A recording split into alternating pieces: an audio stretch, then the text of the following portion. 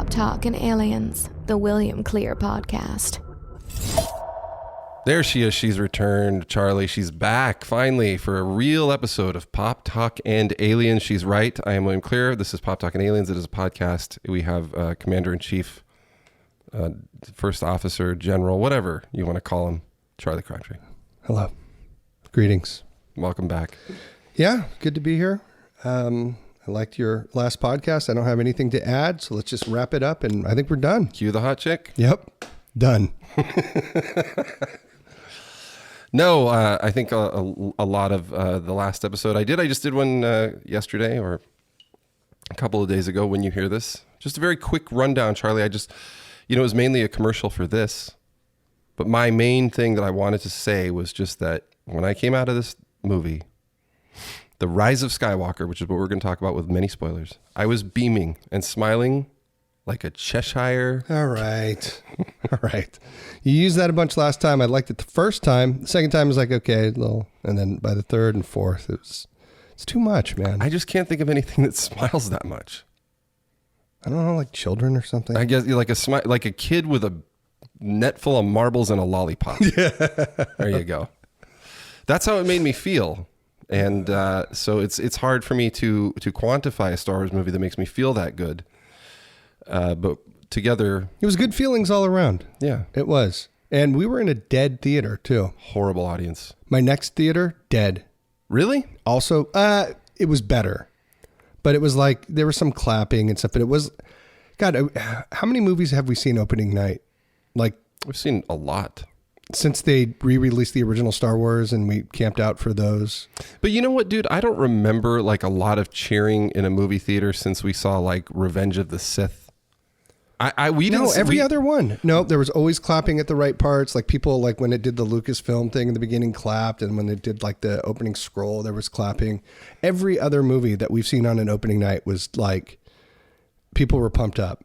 Were that way for Rogue One when we saw that? They were. I remember because like the pilots. Oh, maybe we didn't see that together. I don't know. Well, the point is this. Yeah, it was a dead crowd, but I saw it. I think the next night or the night after that. In a bigger theater, and there were a bunch of kids there, younger people. One girl, there's this one girl off to my left, I don't know, 16 maybe, teenager, who was just like fist pumping and like wiping her eyes during, like scenes that were emotional. Like it was almost like it was a shtick. Yeah. But she really was feeling that way. It was excellent to watch. I've watched her, like, I kept glancing over at her to see, what does she think of this part? What does she think of this part? You want that in the first week. Yeah, well, this was like the second night, especially opening night. But first week, you want that. If it's week 3 and people are doing that, it's a little annoying. But I was sad that the final opening night of a Star Wars film, I didn't get that. Yeah, and you know what it is? I think part of it is because those stupid freaking recliner seats that you can get ahead of time. So like any casual fan can kind of show up. Usually if it's like the opening night before, it's 11 o'clock, you're going to be there until like 2:30 in the morning, basically. Like that really brings out the real fans that are willing to sit through that, not be guaranteed a good seat. So it's more of an event. And I think like being able to get your pre-selected seats ahead of time, you don't have to wait in line for 2 hours before. It kind of takes down the whole event nature of doing it. It totally does. That's a really good point too. And people just kind of show, like you could show up 5 minutes before the film starts or when the trailers are on, go get popcorn, go in, have a beer. Yeah. Sit down. All right. Has this started yet? You know what I mean? It is like that. And like when I go see these movies myself, which I do, if there's a night that my son isn't home or whatever. Yeah. I'll show up. It'll be like, I'll go to like a 10 o'clock show and I'll show up at 10:15. And just climb into my recliner, like see the last 2 previews. Yeah, just like and it's like people were doing that opening night. That sucks. Yeah. Another thing is like I remember when we would see movies in the Bay Area, we would know which movie theater you wanted to go to. Yes. Like, oh, we got to go to the Centuries because that's where like the real fans go, and like this will be the raucous crowd versus like going to the strip mall one where it's going to suck. I don't think we have that wired up here. Since we moved. Well, I don't know if there is one of those. We went to a theater that is smaller and is really, really nice, but it also, I don't think, gets those kind of crowds because the next night that I went to a different theater and it was much bigger, and reclining seats and stuff still. No, it was not reclining seats. It was the one, there's that weird theater. Sorry if you don't live here. There's like people that live all over the place listening, but there's a theater in the neighborhood that is, it's bigger, and it's like the last one that doesn't have reclining seats, but it's bigger. They're still reserved, but it's just a bigger theater, and it's people I think are, you got to sit up in your seat. You got to be sitting up at to watch the movie. Like, hey, wake up! What are you guys doing? Yeah. Yeah, it's not, at 11 o'clock on a Thursday, even though it was opening night, I just felt like we were watching it with cash. Well, I mean, that's what they're going for now. For all the convenience you get out of it, like having to take a kid to a movie and like, I fucking wait in line and then have to get the seat and then have someone stay there, put your like shirts on it. So then now you can go back and get popcorn. Like there's so many great things about being able to pre-select your movie, your seats for the movie. But like, you really do miss like the trade-off of like the event movie, where you're there the night before. It's something exciting. You've been waiting in line with these animals for like the last hour and a half, talking about stuff and hearing people's side conversations and stuff. You go in kind of feeling like you're all in it together versus just, stepping over people to get to your fucking Barca lounger. Right. Here's a great story for you, audience, and you, Charlie, because you were there. When we went to see The Phantom Menace, we had to obviously wait. It was like the tickets went on sale like 2 weeks before. No Fandango. We had to camp out all night, and there were a couple of guys dressed as Qui-Gon and Obi-Wan, and they would pass around a lightsaber. You remember that? There was this big thing about how are we going to go about this? We're all camped out. There's no formal line. Who's really first? So they called the Jedi Council at midnight. Yeah. And then they passed around a lightsaber, and what you could only speak when holding the lightsaber. And then one of them printed out like these tickets, their own tickets that were like places in line. Do you remember that? And had a picture of Qui-Gon Jinn on it. And they were giving them to people saying like, take this. This is, represents your place in line. We're like, who the fuck are you to tell me what my place in line is? We're just trying to keep it organized. Like, like they were these Jedi guys. Like they were trying to be all good.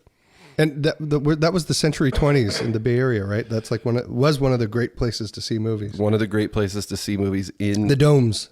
The domes were one of the great places to see the movies in this country. Yeah, literally. They kept one of them. They tore them down. They kept one of them as a historical landmark. They were that. So one's still there. One Century 21 is still there in San Jose. God bless it. Yeah, that was the biggest one. No, people came from all over. Like in the 70s. When Star Wars came out, people would come to that theater from all over to see that movie because it was the kick-ass theater of the time, and it stayed the kick-ass theater until some business bought it. Sure. Because it's the Bay Area and Facebook owns everything.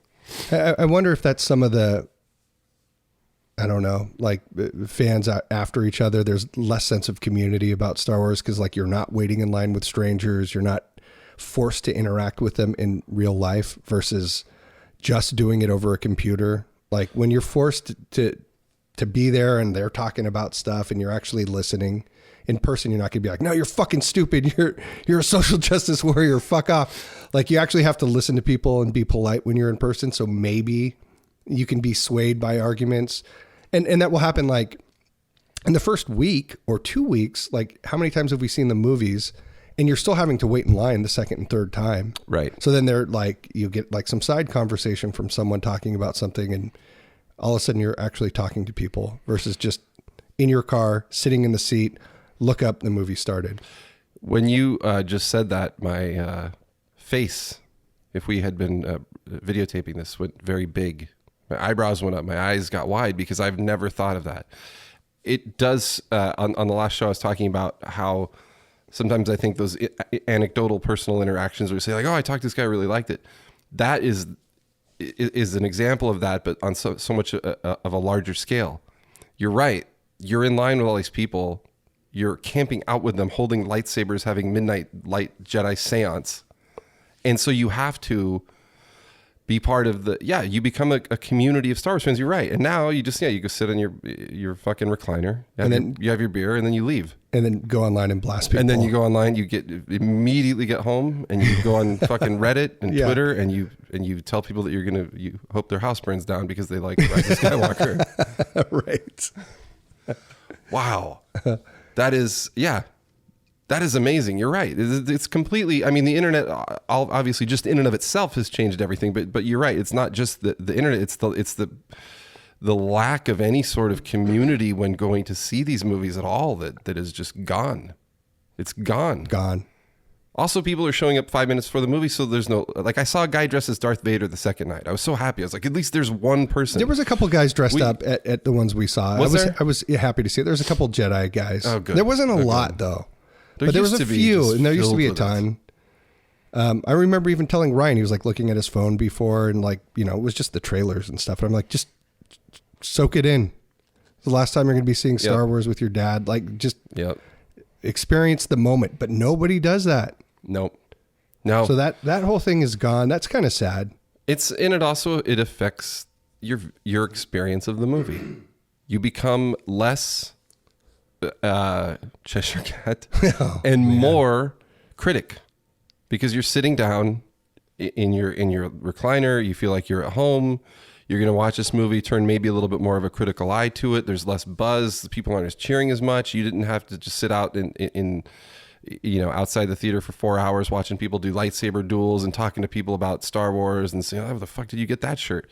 None of that. Yeah. So you're right. The event part is taken away, but then also I think some of the enjoyment of the movie itself is taken away because of that event thing being removed. It would be like, if you went to a concert like that, where it was just like you're sitting in a recliner. Yeah. And you walk right in and the band just comes on. There's a seat reserved for you, so you can get up and leave. You can show up as late as you want. Yeah, absolutely. You know exactly when the opening act's going to finish. So you don't have to sit through that shit. Right. Right. Show up during their last song. You show up 2 seconds before the band comes on. And you don't talk, and you don't, throw beach balls or anything. Lumpy was in our row, and he got to sit next to us because the people just didn't show up to that seat. Yeah, someone didn't show up. He's got to sit next to us. And people just buy like 3 different times and eat them or try to sell them, whatever. Yeah, or just, That would never happen before. No. Opening night? How do you buy it? You can't return it. You can't not show up. Oh, well. But what did you think of the movie, Charlie? I loved it. My take on it is very similar to yours. It usually is. Really tried to be better about any Star Wars, anything I see. Like for the first couple of weeks after, maybe even the full month after, like I'm just so happy that I got to see a new Star Wars anything that I'm going to love it. Whether that's me convincing myself to love it or not, right. But I really did feel like I walked away. I'm like, I'm satisfied with this. I really don't care what people think about it. It was great. I agree with your assessment. Obviously, there's some things that aren't explained. Whether or not they needed to be is another question. This is just something that happened. We don't have to give you the backstory of every single aspect of why it happened this way. Yep. Which Star Wars lends itself to that because the movies are so deep and there's so much lore around it that if it isn't perfectly backed up by historical evidence or exact things that happened in the movie, like there's so many movies you see where just something happens in the movie and you're not, well, where did that come from? Why can you do that all of a sudden when you couldn't do that before? Like there's none of that aspect to it. But Star Wars lends itself to like having to have perfectly set up every weird thing that happens, and it has to be completely backed up and referenced twice. Right. Right. So, yes. But there's some things that are worse than others about that there was a few of those things. That's my point. Overall is what we're talking about right now. And I really liked it. I really thought it was a shout out to all the fan boys and girls that really are big into all the Star Wars stuff, not just the movies, but they've played the video games, read the books, watched the cartoons, seen all the stuff because they tie back to so many things. Because that's our view of, or our reference point of the movie, I wonder if the casual fan gets less out of it because of that. Because there's things that that happen. So like there's things that a casual Star Wars viewer that has seen all the movies, by the way, maybe even more than once, still won't have a point of reference for. So there's things that happen in this movie that are explained in other sources. That's true. One of the criticisms that I've actually heard of this movie is that it tries to please everyone. Like it tries to please the casual fan and the hardcore, which is, I mean, how do you do that, right?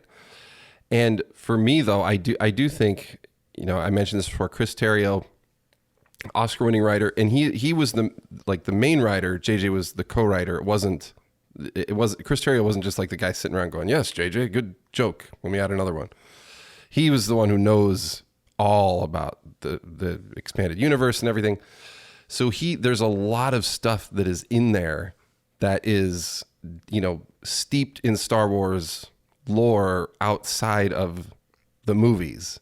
Right. But yet they try to balance it to make it so it's not so much that you're like, the casual fan is like, what the fuck? Why do I have to read 10 books to understand this movie? Right. Well, that's true too. So you don't want to. It can't be a good movie if you have to read 5 books, watch 10 cartoons to understand what's happening in this movie. Right. But you do want it to be, you want the person like you and I have both watched all of Clone Wars and Rebels. I've read a bunch of the books. You do want to have a little bit of a payoff. Like Luke Skywalker's, there's a compass that is in Luke Skywalker's little hut in Last Jedi that Rey has in the Millennium Falcon in this movie, which, blink and you miss it type of thing. Sure. But it's from the game Battlefront 2. Right. That Luke discovers on his little journey that she talks about in the movie, that he was trying to find this stuff. It's one of the things he found, and it's like, it's in there for you. Hey, did you play Battlefront 2? There's a compass. There you go. There it is. There is also a lot of answering past critiques, like all over the place, like with even close-ups. Fight scenes are designed around some of it. Like I remember people being, for whatever reason, because Star Wars fans get pissed about everything, people hated that it had the lightsaber hilt on Kylo Ren's lightsaber. Right. So in this movie, they made sure to show Rey hit the lightsaber sword and then push down where it's going to go right into his gut, and then the hilt is there to stop it. Right. And a close up of it and everything for JJ, just like, if they could just flash a little middle finger up, for 2 frames, yes, and then back down. Yeah. There was definitely some of that kind of stuff. There was answering of almost like someone made a meme that said written and directed by Reddit. That's hilarious. And it wasn't even necessarily. I love the movie, and that's funny. Yeah, it's hilarious. It's funny. But it's also not even necessarily a complete insult to it, because it's like it does go out of its way to address everything that was talked about after The Force Awakens.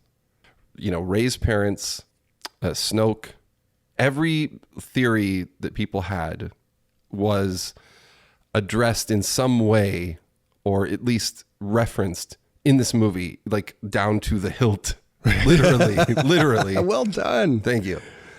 So that, so that there was nothing left that was left. There were no shoelaces left untied from this movie in terms of that stuff. Even down to why the Ewoks didn't get destroyed in a rain of Death Star, explosion and debris. Because it went into the ocean. The ocean moon. You're right. It just didn't go to that moon. It turns out that was they even answered that. It was a whole ocean moon.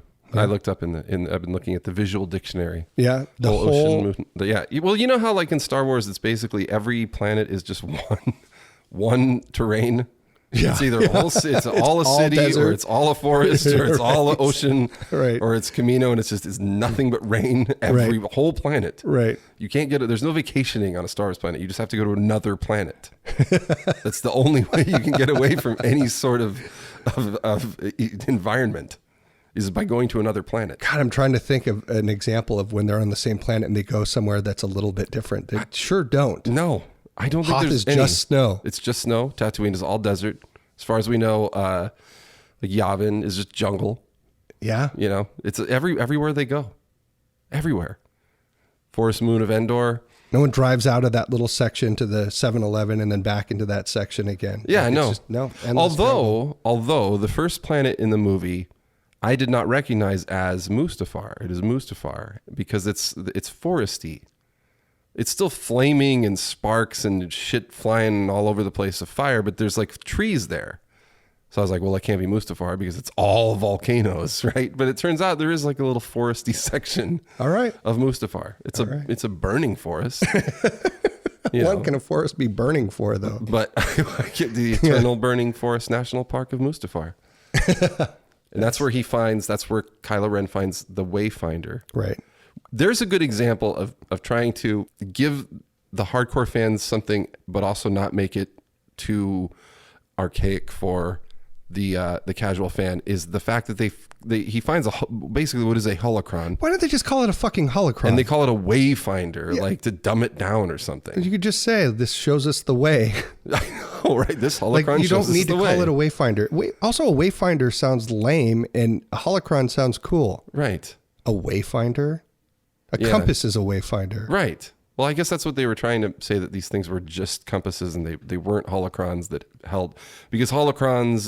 they were clearly holocrons, for those of you who don't necessarily go that deep, like they also contain hidden knowledge and memories and things like that. They're like very, only a Jedi or Sith they can open doors and stuff. They do all can do kinds of shit. stuff. They're not usually just a They map. dumbed them down. Yeah. It's just a map. So Kylo Ren, he finds his Wayfinder, then they go to you see, and then, he sees the Emperor, and the Emperor's first line, that's the very first line, but Kylo Ren says, "You're dead." And then the Emperor quotes himself from Revenge of the Sith and says, "The dark side is a pathway to many abilities that some consider to be unnatural." Palpatine from day one has been telling us and trying to lure Anakin to the dark side because of the power that he has to stave off death. That was the carrot he was dangling in front of Anakin the whole time. And he's been there the whole time. He's talked about it, and finally we get to see it. A lot of people did not like the fact that, they just got to bring back another person instead of, like, I've heard it called lazy script writing. Lazy script writing, yeah. I've heard that about it too. I could get into other examples of lazy script writing in Star Wars, but instead of that, I'm going to say that it actually, I think, the Emperor coming back has been set up for a long time. His constant, there was a borderline obsession with cheating death. Sure.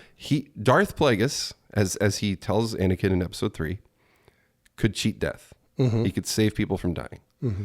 And then he taught his apprentice everything he knew, which was Palpatine, Darth Sidious, the Emperor, call him what you will. And then he teased Anakin with he has that knowledge, but he did have that knowledge. He just never gave it to Anakin. And here's another thing that someone pointed out that I hadn't thought of in a long time. There is a shot in Revenge of the Sith when Anakin is burnt to a crisp, lying on the volcanic beach. Palpatine is like leaning down, like reaching his hand out at him. And there's always this theory about, like, is he healing him? Is he like bringing him back to life? Like, is he doing something there? Just a theory. There's no confirmation that he was or was not doing something right there to Anakin.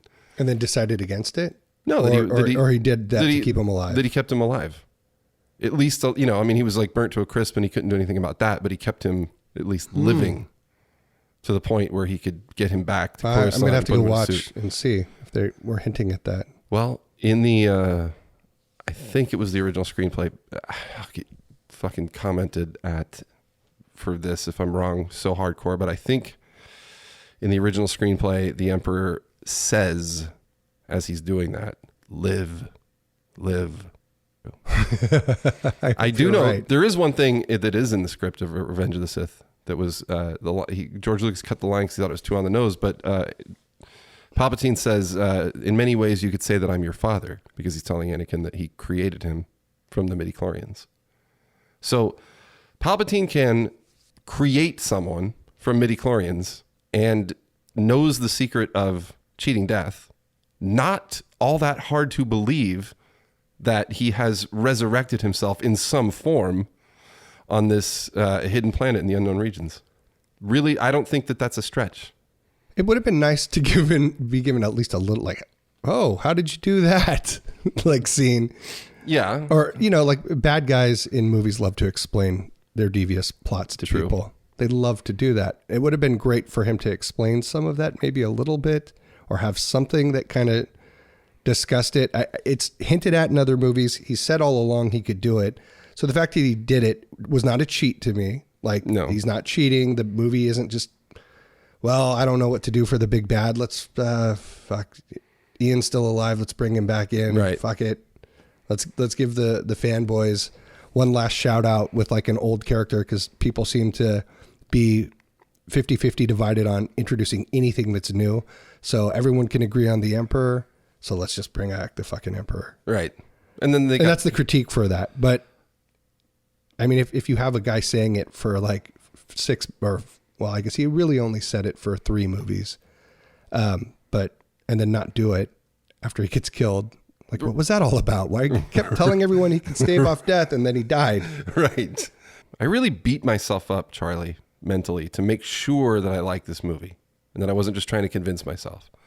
Because, like, you know, I said this before, but like with The Last Jedi, I really struggled to like that movie. I wanted to like it. Well, you like that movie. No, well, there's a lot I like about it. But I mean, Don't start saying you don't like it. No. I do. I said, I think it's okay. You're wearing a Last Jedi shirt. I'm wearing a Last Jedi shirt, and The Last Jedi is playing in this room as we talk. I just have I have fundamental problems with it. Yeah. But it's the movie I have the most like deep problems with, probably out of most Star Wars movies. I don't know if all of them, but most of them. And the third act from the prequels got my biggest gripes. But we can get into that. We can talk about that. But like, I still like it. There were things that I thought were very, very problematic about it.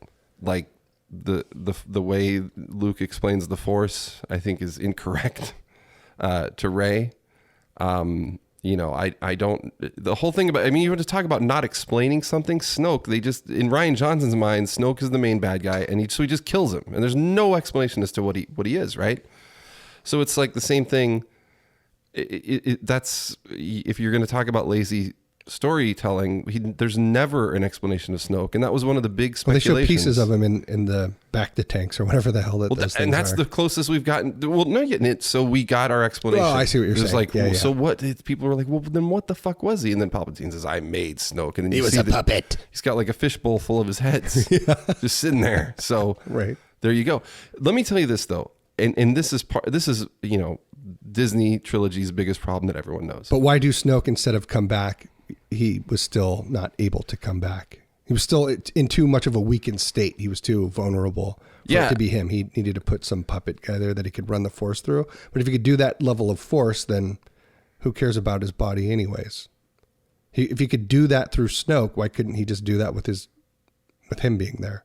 Well, I mean, because Snoke got killed. So it's like Palpatine was like, all right, I gotta get into action here. I'm not just gonna pull another Snoke out of the fishbowl. Yeah, but he was Snoke. He made Snoke. He was not Snoke. He wasn't a puppet. He was his own thing. Snoke was his own, but not turbocharged with the Emperor's Force power. Well, yeah, I think he was turbocharged with the Emperor's Force power, but Snoke himself did not know that he was like a puppet of Palpatine. You don't think so? No. That says so in the visual dictionary. Oh, okay. That he thought the Sith were dead and stuff. Like he didn't. So he really didn't know. No. He just woke up one day, like 100 years old, like all fucked up, and like. Not explained.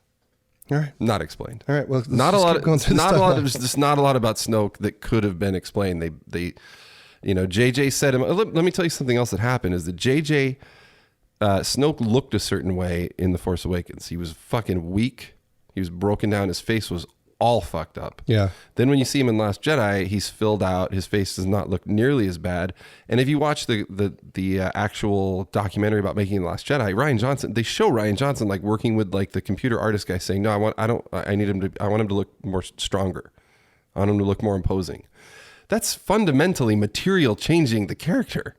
Yeah. Like he was set up to look that way for some reason. And then Rian Johnson's like, no, he's fine. He's not all weak. He's strong. He's going to get up and he's got like wide shoulders now. And his face doesn't have half the scars it had when we originally saw him. Look at him in The Force Awakens and then look at him in Last Jedi. It's two different fucking faces. As we know, the biggest mistake Disney made was they did not get one creative head and say, all right, dude, we're going to make 3 movies. There's arc not it a out. Singular voice directing this. And that's where Yes. they were in such a goddamn hurry to get that $4 billion back. Yep. Absolutely. That is clear. So as much as you like the movies, I like the movies. The fans definitely suffered because there was not one guiding voice behind all of it. And that's why we have Holdo maneuver is viable strategy, and no, it is not. Right. And Snoke is nobody. No, he was somebody. And Rey is nobody. She is somebody. Right. You know, like you have 3 movies where the second movie undoes the first movie, and the third movie undoes the second movie. Right. 3 is basically or 9, third in this trilogy, is basically a sequel to The Force Awakens in a lot of ways. It takes elements of The Last Jedi that it needs, them communicating, and stuff like that, and then it just kind of discards the rest and goes right back to, Rey is somebody special. She's so this last movie was the middle act and the final act, unfortunately. Right, which is why people say, oh, there's too much crammed into it, and because they had to create a middle act and then a finale all in one movie. Right. It should have taken just one movie to be the true middle act. Exactly. And I mean, Disney is to blame for doing that, but also you have to look at what Rian Johnson left what was supposed to be Colin Trevorrow to do 9, but ended up being J.J. Abrams, but whomever it was going to be. Rian Johnson left that person with very little. I mean, everything at the end of 8 is pretty much wrapped up. Rey and Kylo have had their thing. He looks at her. Nope, fuck off. Gets on the Millennium Falcon. There's the Resistance is 12 people on the Millennium Falcon. Right. Luke's dead. Right. JJ left Rian Johnson with Luke Skywalker standing on a cliff looking at his old lightsaber. There's a million things you can do with that. Sure. And Rian Johnson left with a kid sweeping a broom, using the Force to get a broom, which I love thematically. So do I. And Empire Strikes Back, that it's them looking out into the stars all fucked up, and Luke's hands gone, and Han Solo's in carbonite. Right, but they have things they have to do. They even say at the end of Empire, oh, all right, I'll meet you at Tatooine. We have a next action that we're going to take. You're right. There was. There's nothing in Last Jedi. The last thing she says is, we have everything we need. Like, okay. Okay, well, what is that? Well, that's somewhat. There's a little bit of there's something there. I mean, she's got like the broken lightsaber. There's, how she's going to fix that. There's some things, but it's also like, if you're coming in to tell a third and final act of that story and a 9th and final act of 9 movies, you kind of need a little bit more. You do. To start with, rather than the main bad guy that we thought was the big bad guy is dead. Luke Skywalker, the big master Jedi here, dead. Han Solo's dead. Obviously Carrie Fisher dying was not his fault. But, the Resistance is 12 people. The First Order is going to impose their military might across the galaxy. And Rey's got a broken lightsaber. And you have a raving emo lunatic in charge of the First Order. Of the First Order, who's kind of got one foot out of it anyways. Right. He's not even 100% sold on it. Yeah, he's totally not sold on it. It's just, he's just taking it over because it's there. What is his ultimate goal? I don't really know. No, you're right. There's not like a singular purpose there other than to take over the galaxy, I guess. Yeah. I mean, he leaves us with things that The Force Awakens 2, Rise of Skywalker did pick up on, which is like the guilt over his dad.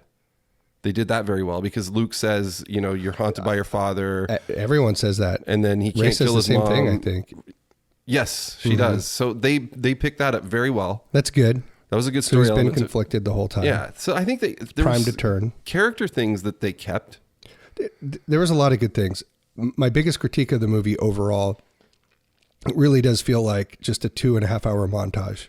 There's just like, this happens and then they're here, and then this happens, they're here. There's at no point 2 people sitting down and just having a conversation, or just a little bit of just breathing room, just to give you just a little bit of sense of what's going on in that universe. It is just next. And you know what? The first movie, we said the same thing about. Just, it's so much happening. Yeah. There's no breathing room at any point.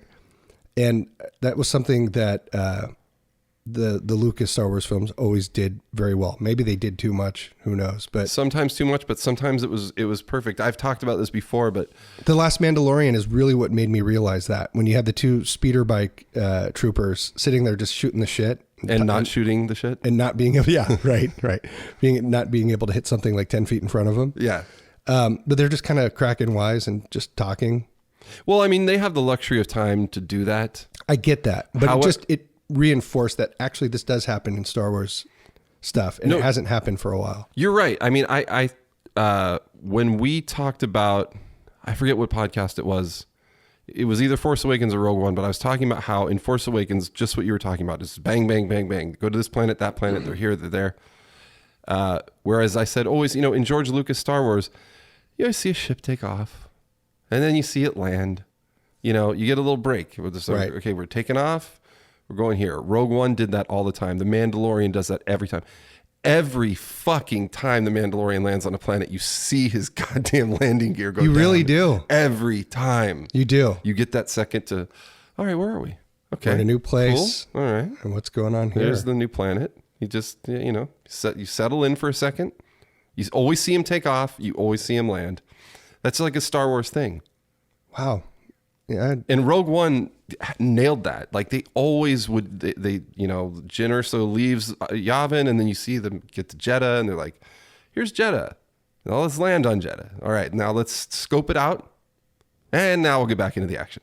And that may sound remedial and stupid, but it pacing wise for Star Wars, that is just sort of the formula that works, because you're going all over a galaxy. It's not like James Bond where they can just be like Paris, London, New York, like showing the airplane with like the red dots behind it, like Indiana Jones style. Yeah, and then he's just there. If you see James Bond standing in front of the Big Ben, and 5 minutes later he's standing in front of the Eiffel Tower, it's fine. It's fine. One of the things is that what kind of sucks is that when there are those very few moments in Rise of Skywalker where there are two people talking, it's really good. Sure. Like when he's talking to Kerry Russell and about the planet, Poe and Kerry Russell have like a very short conversation. That's really good. When they're playing chess with Chewie, it's like I wanted that to go on a little longer. Like it was funny and stuff. Like in the very beginning when they're playing on the 20 chessboard, more seconds here and there. Just there's hardly any of that. There's banter, no time. There's literally this. If they really wanted to do all that, this movie would have been 3.5, 4 hours. Yeah. Well, I think they originally announced that it was going to be like 2 hours and 50 minutes or something. I wish they would do that, a lot or of cut. Give us a director's cut. There'll be a lot of deleted scenes. I'll tell you that. Give us a full director's cut. I would love that. Like with the scenes polished, not like post production, post edit, like complete for real director's cut. Yeah, they did that with Lord of the Rings. Yeah, and I've watched all of those in a row. That's like 12 hours of straight viewing. Those are like 4 hours each once you add all that shit in there. Right. So like, you really want to give the fanboys what they want, do that too. And from what I understand, they have the material to do so.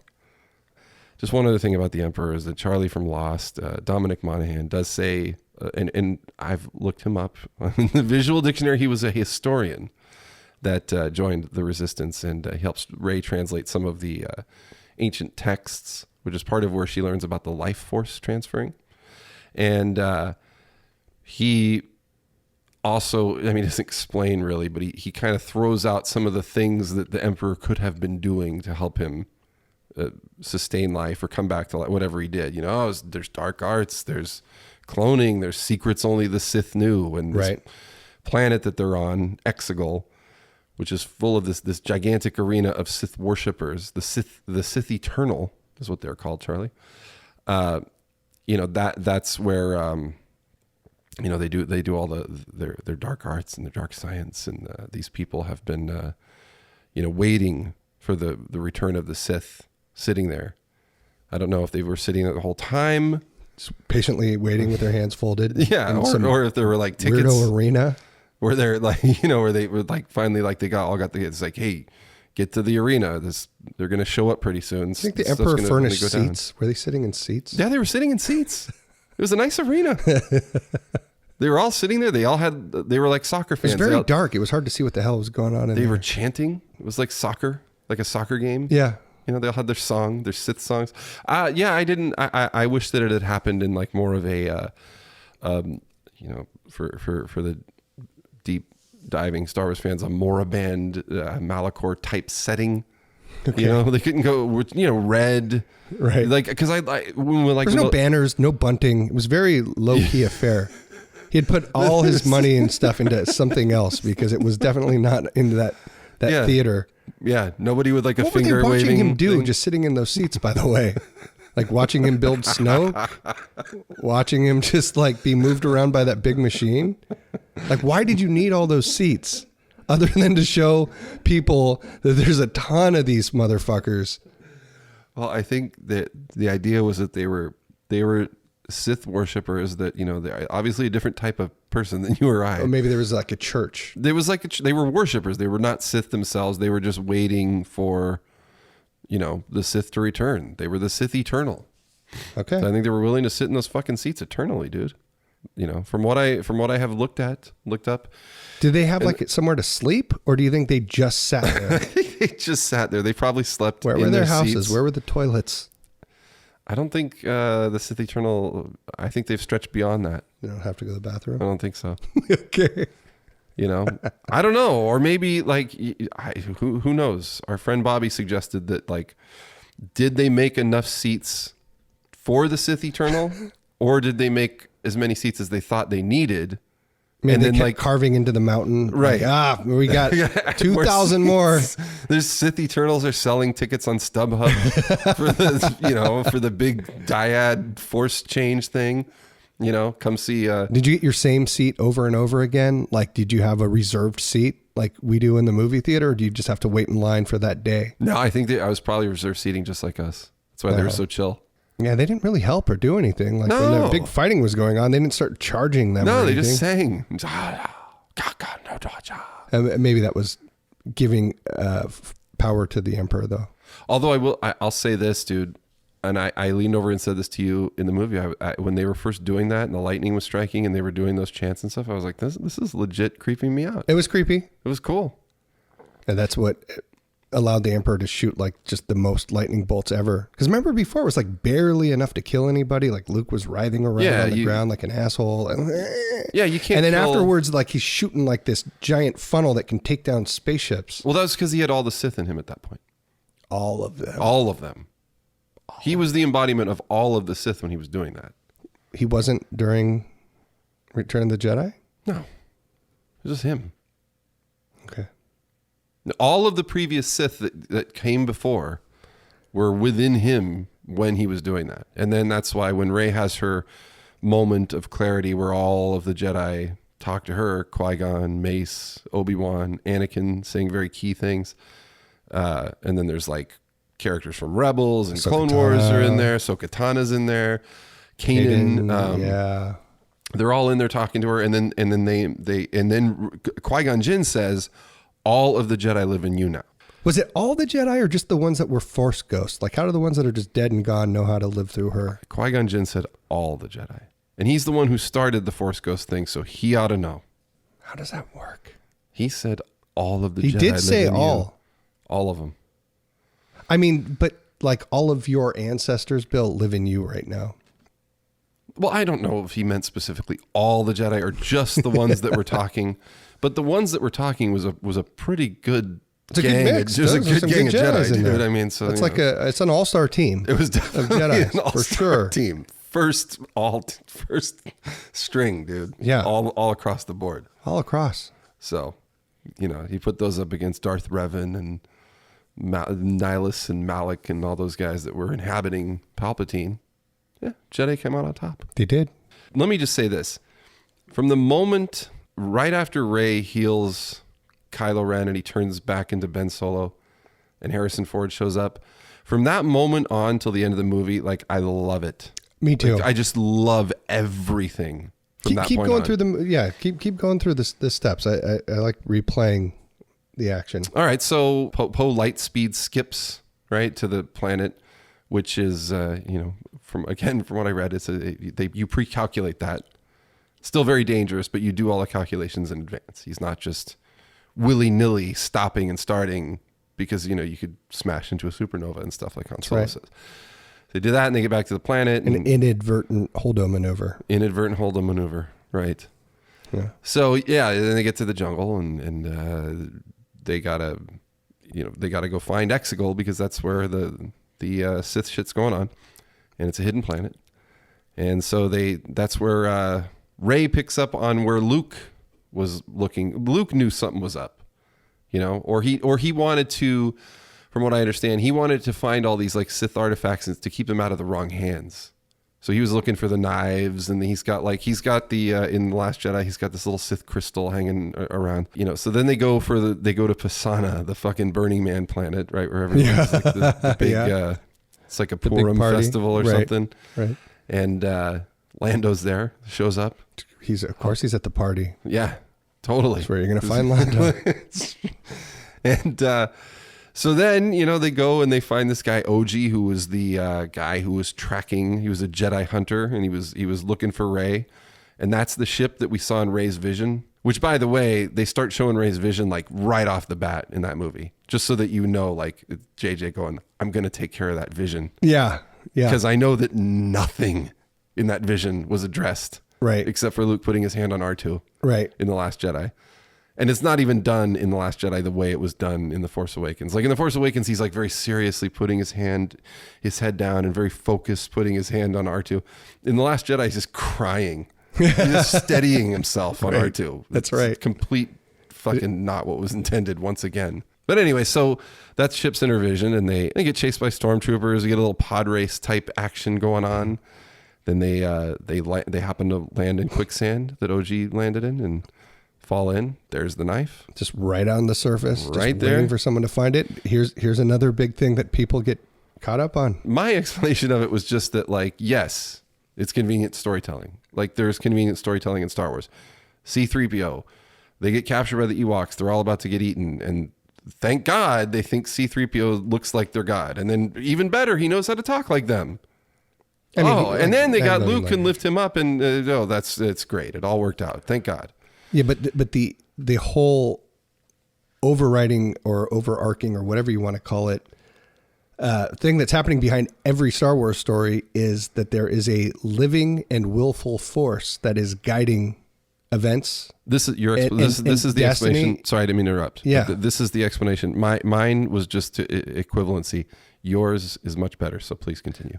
Well, and yeah, this might be like, again, the fanboy in me wanting to backtrack and explain everything that happens bad and suspend disbelief forever, but it is Star Wars, it's Star Wars, so there is a theme of the Force guiding things to happen and putting people in certain situations and giving people certain powers at certain times. It is a willful living force. They say that all the time, so it is moving the action.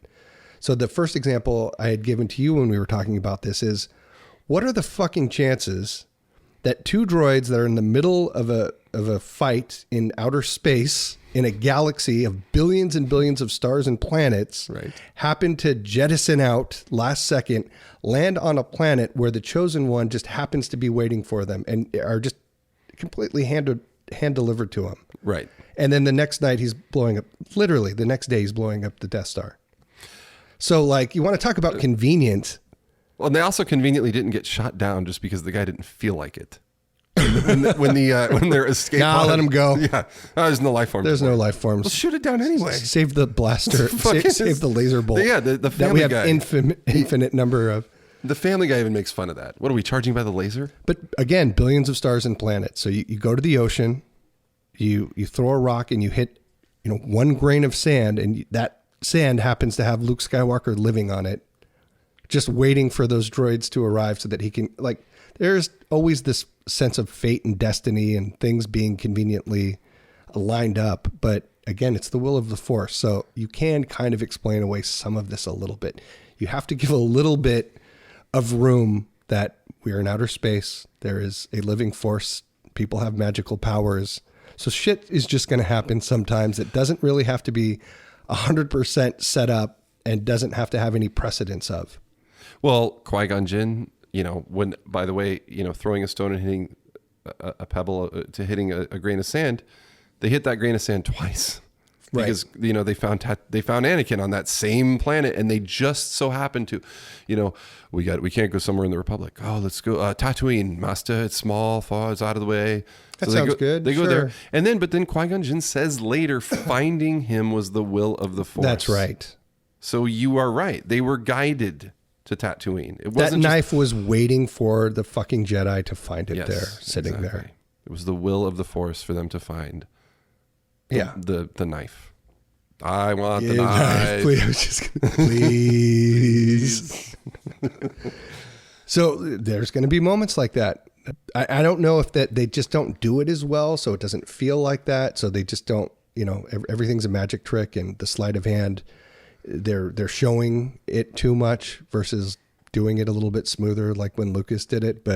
Or maybe that these movies are just being so overly scrutinized. I think that has a lot to do with it. If you put the same lens on like the original 3 movies, like you would probably be able to say the same thing about a lot of things. So A lot of it was said at the time. Lazy storytelling. Oh, there's a second Death Star. They can't think of, they're already bankrupt of ideas. That was said constantly. yeah. Oh, they can't, they have these cute little bears for the kids that can help everyone win the battle. There was, it's been that way forever. It's one of the things that actually makes Star Wars amazing to me, is that it has taken a fucking beating over 42 years. Right. A beating over and over again. You know what it's like? It's like the James Earl Jones in Field of Dreams. He's like, America's been erased like a blackboard, built up and erased again. That's Star Wars, and it just keeps living. I don't know how it does that.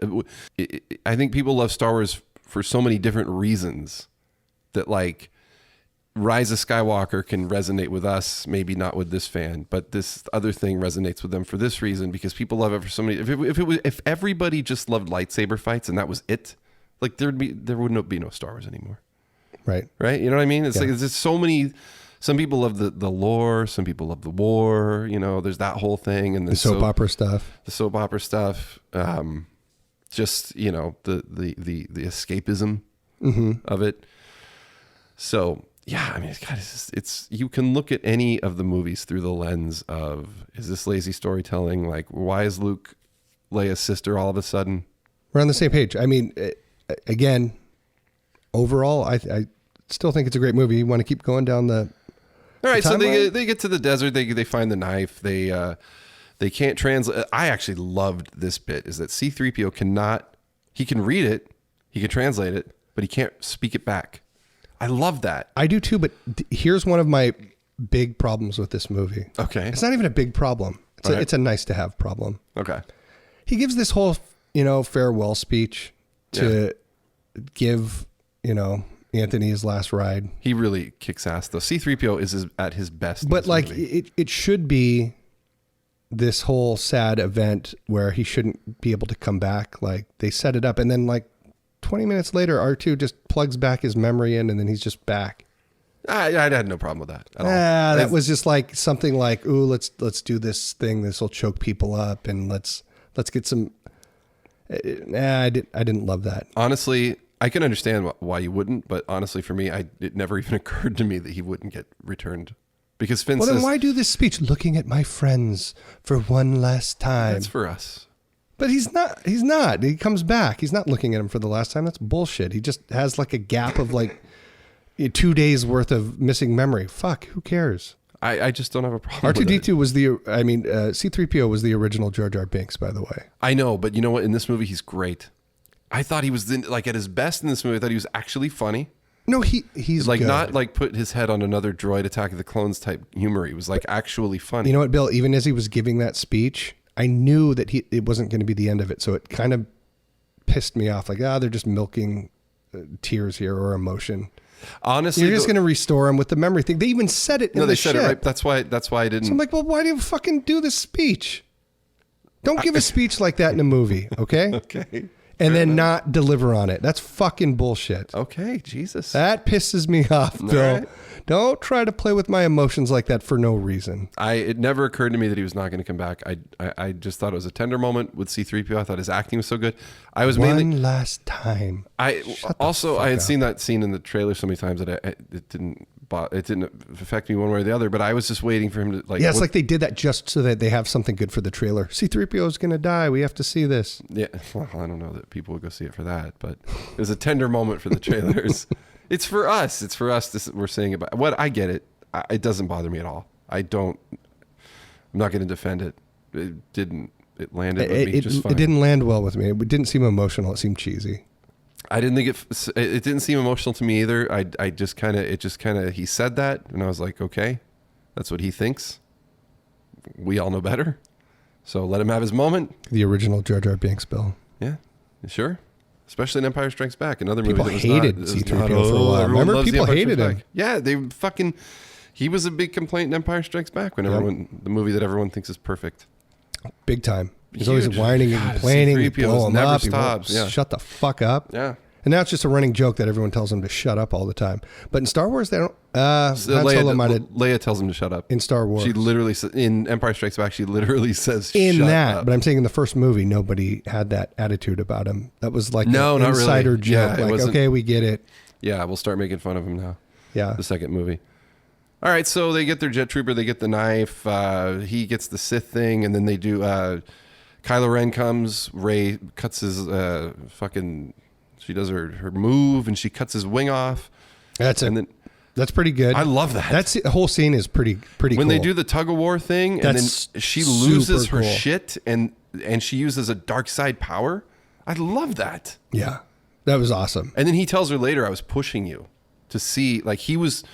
He looked pretty surprised, so I don't know how much he was pushing her, because when she does holy shit. I don't think he knew she would do that, but he was just trying to get her to like... But at that point, he already knows, because he said, he does know the Emperor says, I have a secret to tell you, lean in so I can whisper it to you, because I don't want this fucking auditorium to hear everything I say. So I need to whisper. Not included with the price of admission are the secrets. Were there people in the seats during that scene? Or they just don't show them? I don't think you see I think they were sitting there. I think they were eating sandwiches watching that happen.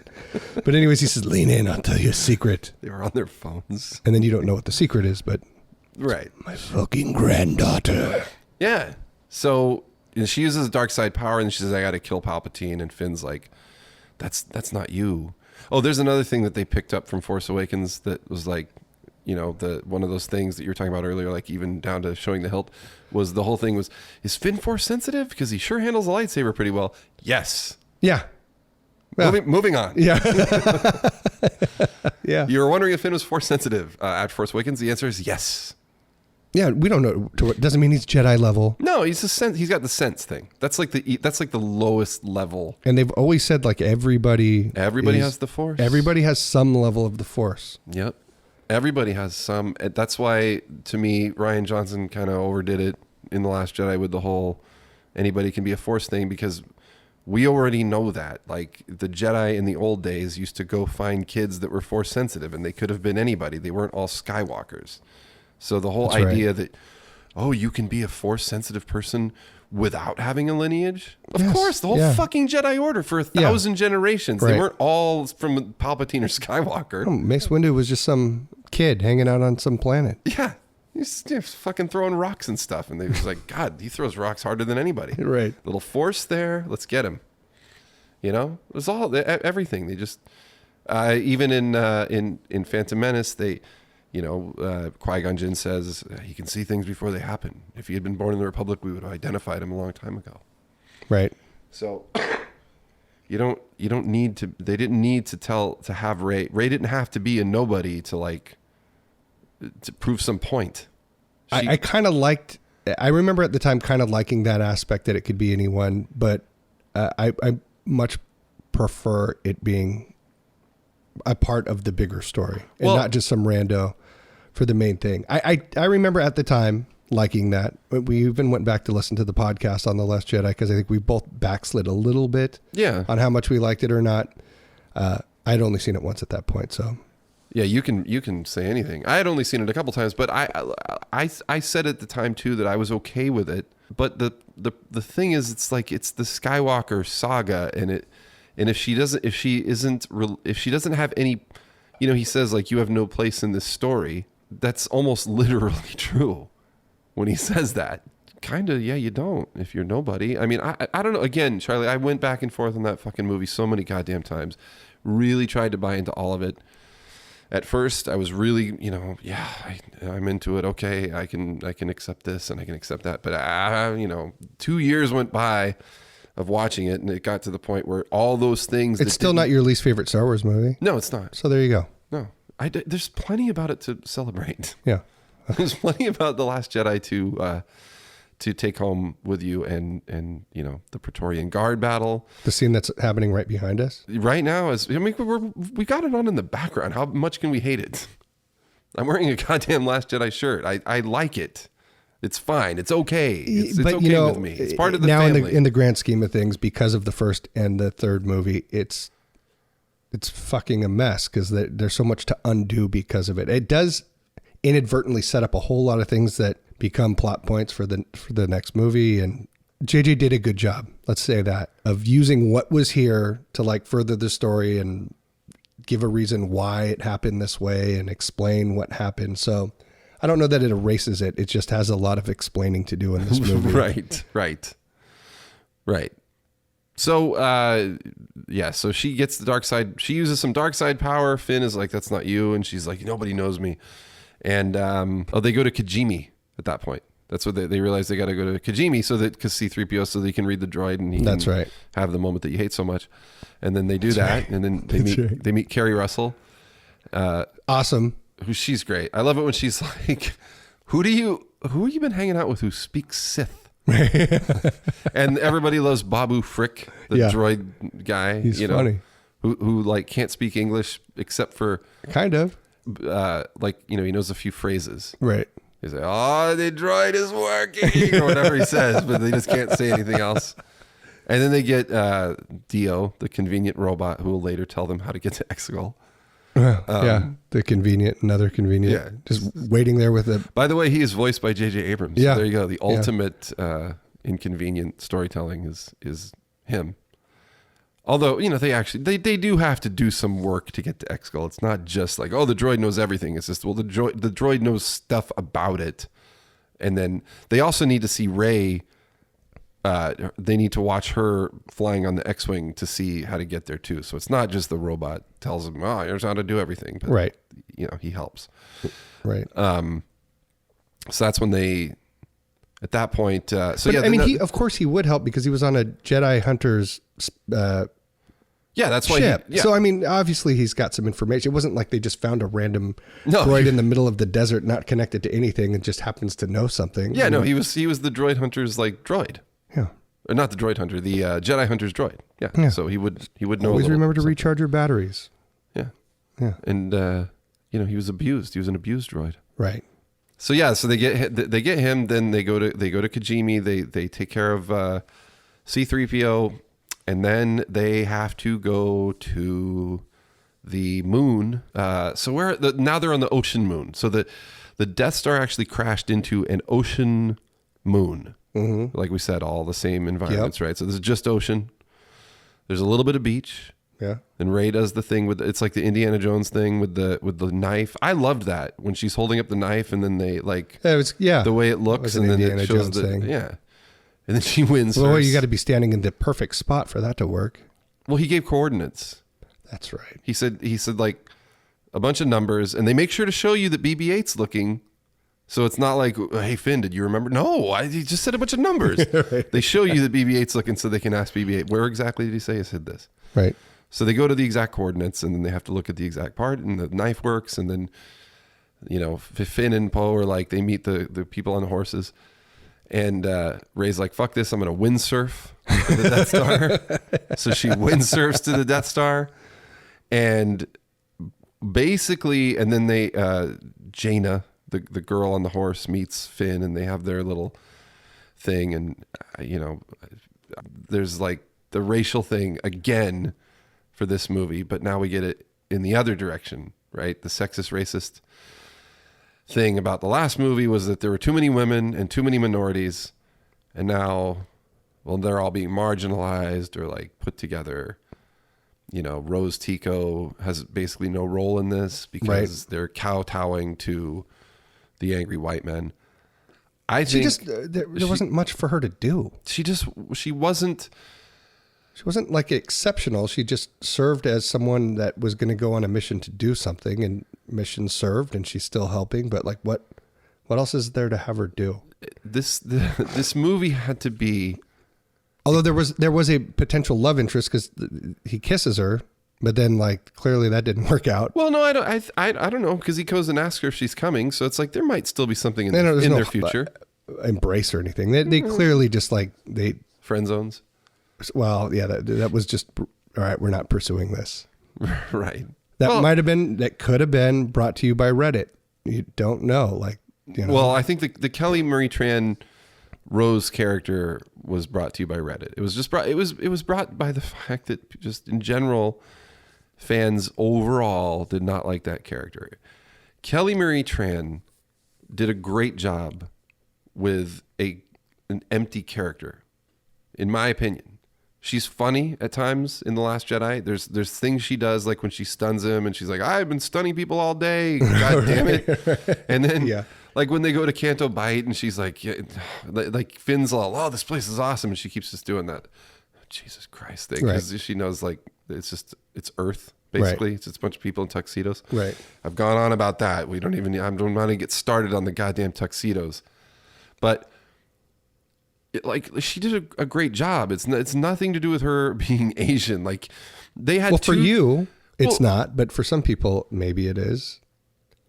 Well, no, for a lot of people, it is for sure because it feels shoehorned in. Definitely, not just that she's Asian, but she's shoehorned in because she's a female and she's Asian. Right.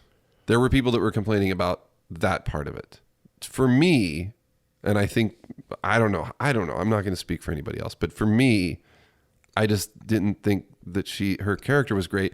And this movie had to be about the main core from the first movie. It was like, this is where we started. We got to have these people. But then they brought in some other girl to almost serve the same role later, which is kind of weird. Who? The girl that Finn hooks up with on the horsies. Oh, yeah, kind of. Almost the same type of thing. They have the same kind of relationship. All right, let's go further this plot point together. Let's just talk for a second for no reason. And had to add a whole new character to do that.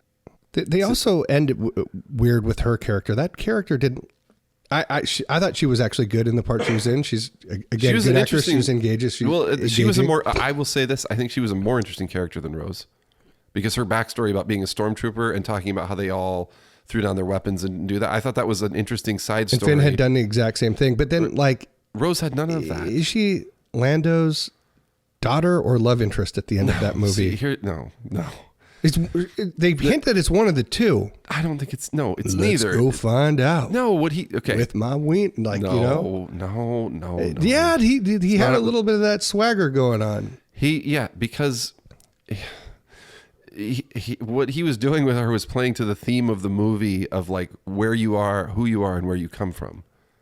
And your adopted family. She had no idea who she was. But why randomly was it him that was going to help her find that out? Of all the people that are there. Sure. It didn't have to. Why was it him? I don't know. They had no interaction before that, did they? No, it was very random. Walks up and was like, hey. She just walks up to him and asks him where he's from. And then he says where he's from. And she doesn't know where she's from or who she is. And that's part of the theme of the movie is like, who are you? Is this movie about mentorship? Is that what this movie is? Just this whole series is about? Just overall mentorship and adopted families? It has always been about mentorship and families. Of course, the first fucking thing we see in the goddamn thing is a guy and his mentor. All right. Because that was a loose, it was odd, but that was another thing that landed odd with me. What the fuck is that all about? It was weird and it was thrown in. It was shoehorned in, but the reason for it made sense. Why it happened that way and everything was odd. Yeah, why did that character exist? To teach Finn how to ride a horse so they couldn't jam their speeders. And I didn't like the horsies battle. I thought that was stupid. I had no problem with it. I don't know what everyone has a problem with that. It doesn't like guerrilla tactics versus technology, that type of thing. That's always a Star Wars. I know. It just they have that in every last Star Wars movie. The Ewoks, right? The Gungans. Yeah, yeah.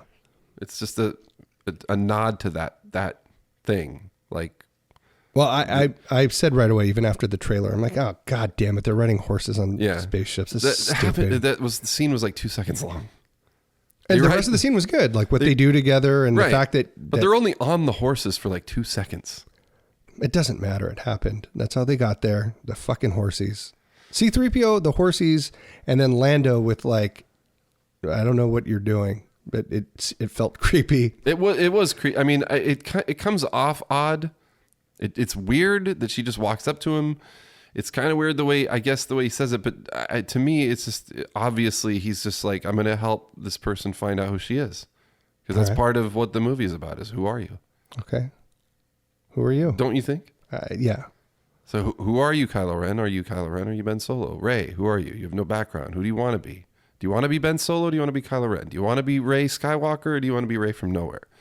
Do you want to be Jaina, the girl who doesn't know what she is except a stormtrooper? Or do you want to be Lando's? Yeah, do you want to be Rey Palpatine, Rey Nobody, Rey Skywalker? That's the thing. But that's one of the things that I was hoping for from this movie was like, give me some message for fucking 13-year-olds.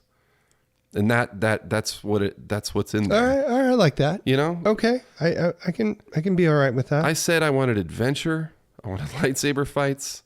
I wanted some sort of moral or lesson thread for kids. And please send the original characters off with dignity. Please. Yeah. No dying on rocks. Right. No falling off getting stabbed by your son and falling off a fucking thing. Because they even fixed that. That was another thing. People were like, oh, Han Solo kind of went out like a bitch. You know, he fell off the thing with a lightsaber. Like, guess what, guys?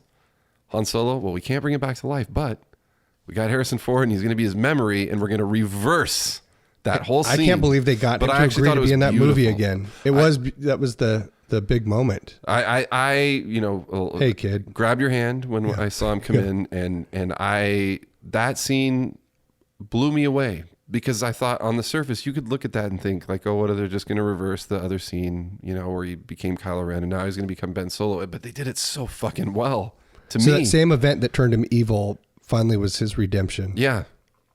And then he even starts to say, I love you. And Harrison Ford says, I know. I didn't catch that. Oh, really? He goes, no, that did not happen. Yeah, how did I not catch that? He's crying. And he goes, Dad. And then they show Harrison Ford. He goes, I know. And then he throws a lightsaber, or right after he throws a lightsaber. At that point on, I fucking love the movie. I can't help it. That was one of the best parts. And it's not going to change because the next scene is after she's done that, she freaks out and goes to Octu and is burning the ship, and she's going to do what Luke did and just get herself out of the equation. And then what happens? She throws her lightsaber and fucking Luke Skywalker catches it. And I mean Luke Skywalker. Yeah. Catches it. I know what Rian Johnson was doing. The Luke he wrote was not inconsistent with the Luke of the original trilogy, but we all wanted to see Luke grab the lightsaber. Sure. And then when he says, a Jedi's weapon should be treated with more respect. Right. The second night I saw that got a big pop. That's great. That line. Yeah.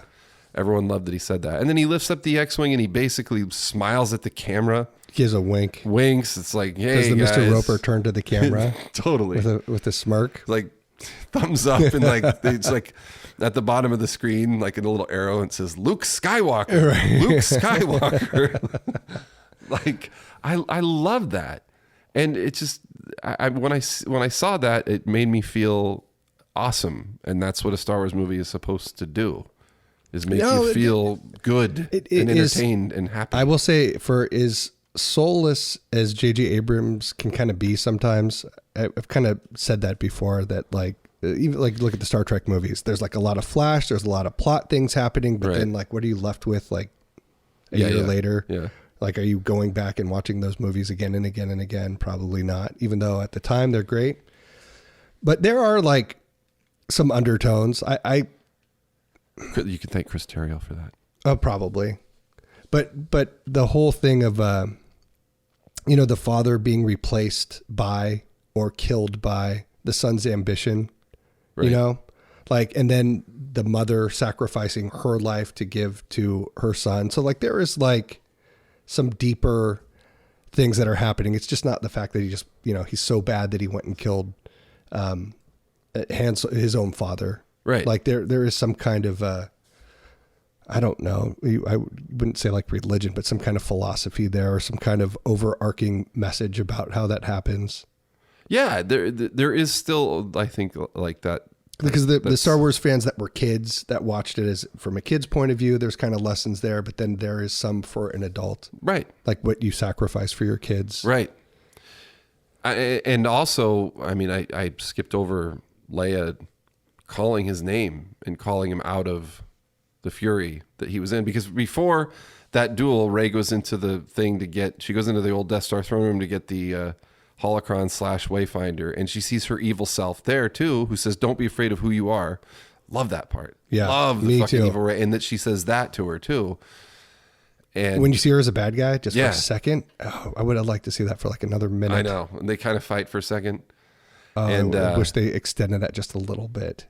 Also, Kylo Ren and Rey fought through the Force when they were on Kijimi also. But so when she's fighting Kylo Ren, and also it's shades of Mustafar. It's like the reverse of Mustafar. They're, instead of the fire, there's water all around them. And they're doing those same jumps and stuff that they did in that last fight. It's a beautiful callback. Fighting for positioning, higher ground, who has to jump second. Totally. It's really, that part is so great. There's even shots of them like force pushing each other like the same way they did in that duel. It's great. Although at the point that Leia stops him, he actually has the upper hand. He would have killed her right there. He could have killed her right then and there.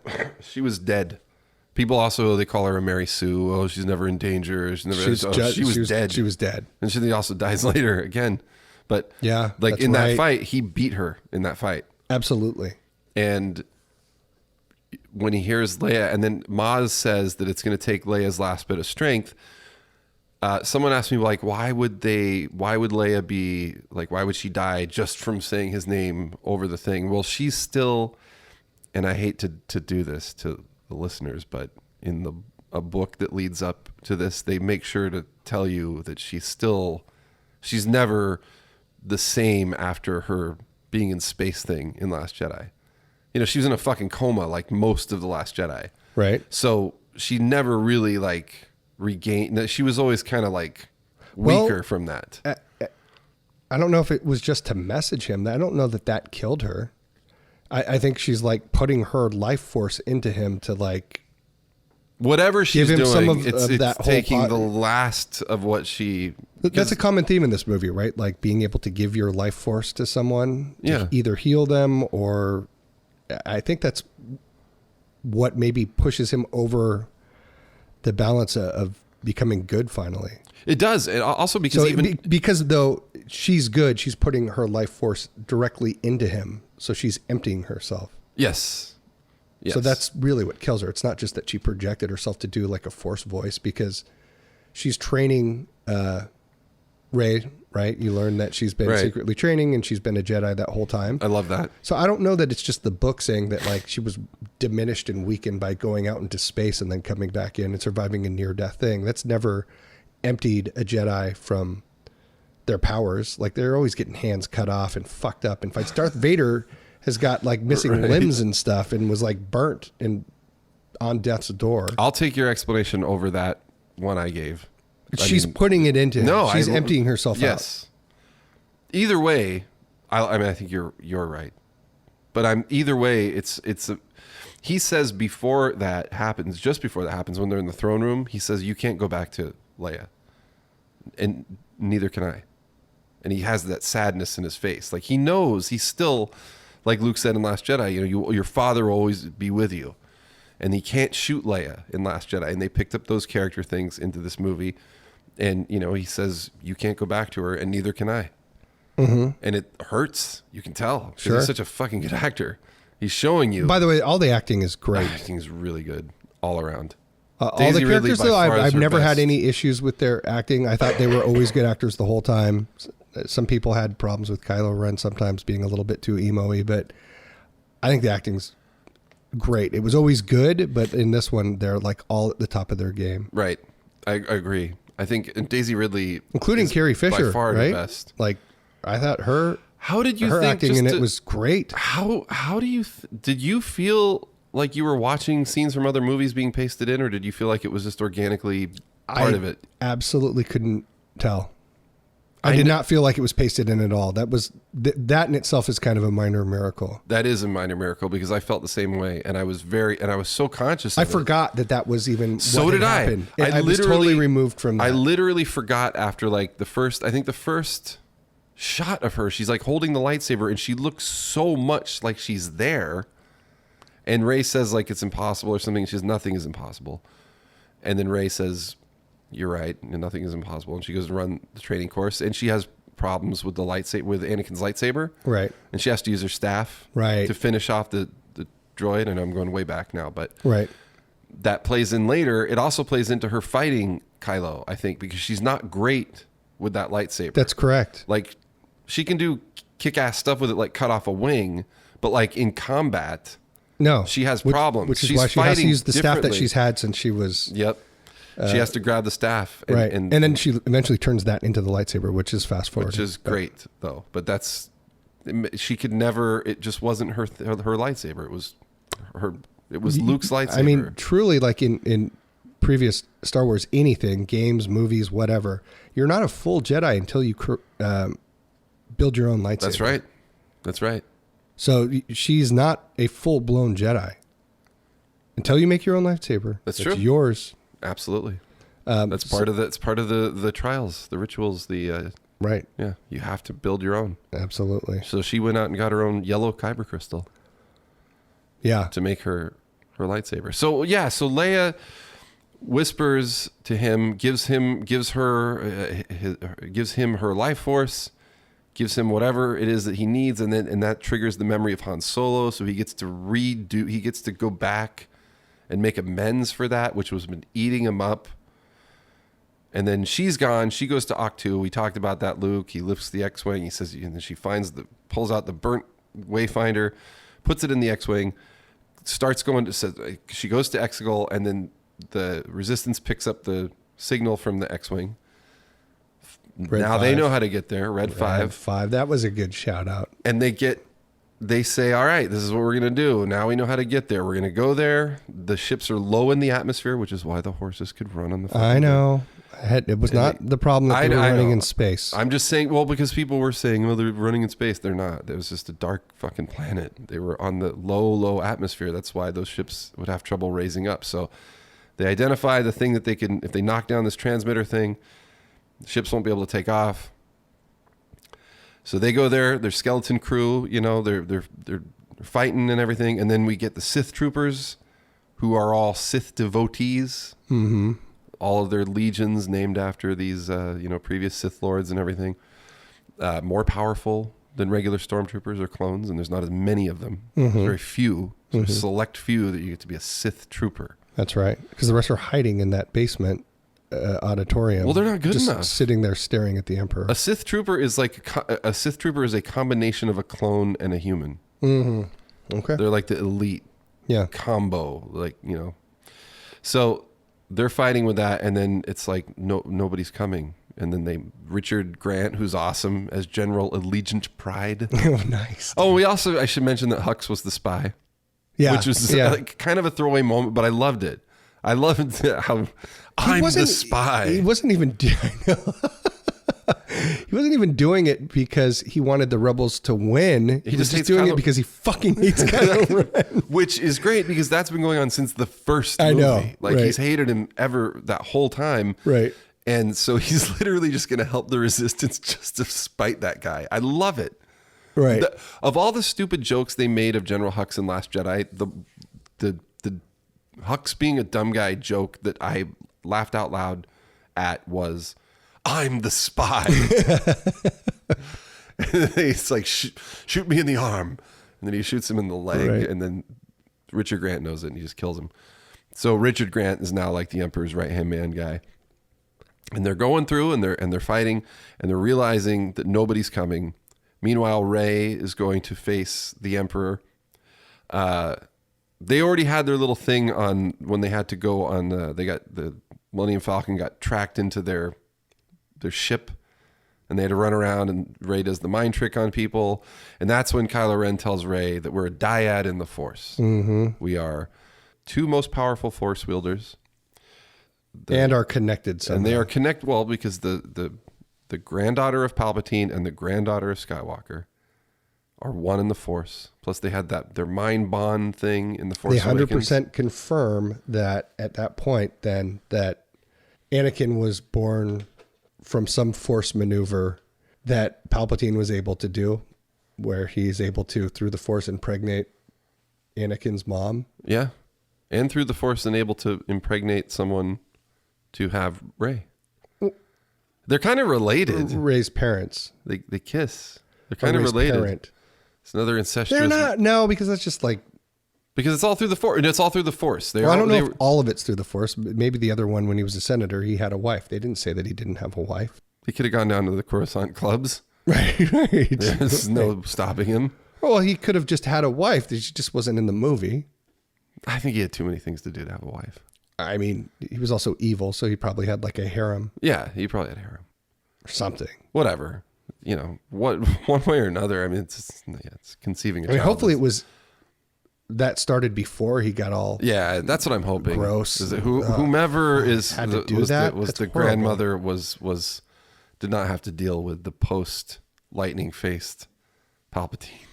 Yeah. That would have been awful. What would have? Yeah. Oh my God. God, that would have been awful. Plus, his eyes were all red at that point. He talks all fucked up. His forehead. Anyway, so they are a dyad in the Force. They are two that are one. They are a very unique power. Because of that. Together, they are a unique power. That's when he was still bad. He turns good. She goes to face Palpatine alone, and all of us, they're fighting out there with the Sith troopers and stuff. Not enough of them, but they had said earlier when they were planning, they said Chewie and Lando are going to go to the core systems and signal everybody they can, who has a ship. It's like just you got a fucking jalopy. Dunkirk. Get out here. Yeah, exactly. Yeah. Great fucking comparison. Yeah. Great comparison. So people are showing up with schooners and shit. Exactly. Yeah. Fucking Wedge is there, and he's just like sitting in the cockpit of the Millennium Falcon. He's like, I sold my ship. What do you want? I didn't think this was going to happen again. Right. So, and she goes to face Palpatine, and he's like, again with the strike me down, because if you strike me down, you will become Empress Palpatine, and my life force will transfer into you. Did and you I think will that live guy forever. just at one point was just walking down the street and just telling everyone at some point to strike him down? Has he told everyone in the universe, strike me down? Dude, there is, I don't know what show it was. It wasn't Saturday Night Live. There was some sketch show where this guy's roommate was the Emperor. Oh, no. And all God, he did was say, strike me down. I don't know what it is. I tried to find hilarious. it on YouTube since then. Are you sure you didn't imagine that? No, it's it hilarious. really happened. He's like, he's like sitting in the couch, and like the guy's like, "What are you doing?" And he gets up and he's like, "Strike me down!" And like he's in the kitchen, and he's like, "Hey, I need to get in the refrigerator." You can get in the refrigerator if you strike me down. I never saw that, so I don't know why that. Apparently, neither did Chris Terrio, because he might have not wanted him to say that so much. He wants everyone to strike him down. He wants to be struck down. But in this case, he wants to be struck down because, well, we've talked about this before. When he's telling Luke to strike him down all the time in Return of the Jedi, it's because... Embrace the dark side. Do something you're not supposed to do. And he knows he's not. Like really when he gets Anakin to cut, what's his name's head off. Yeah, exactly. Strike him down, though. He's not... Strike him down, strike me down. Yeah. Strike somebody down.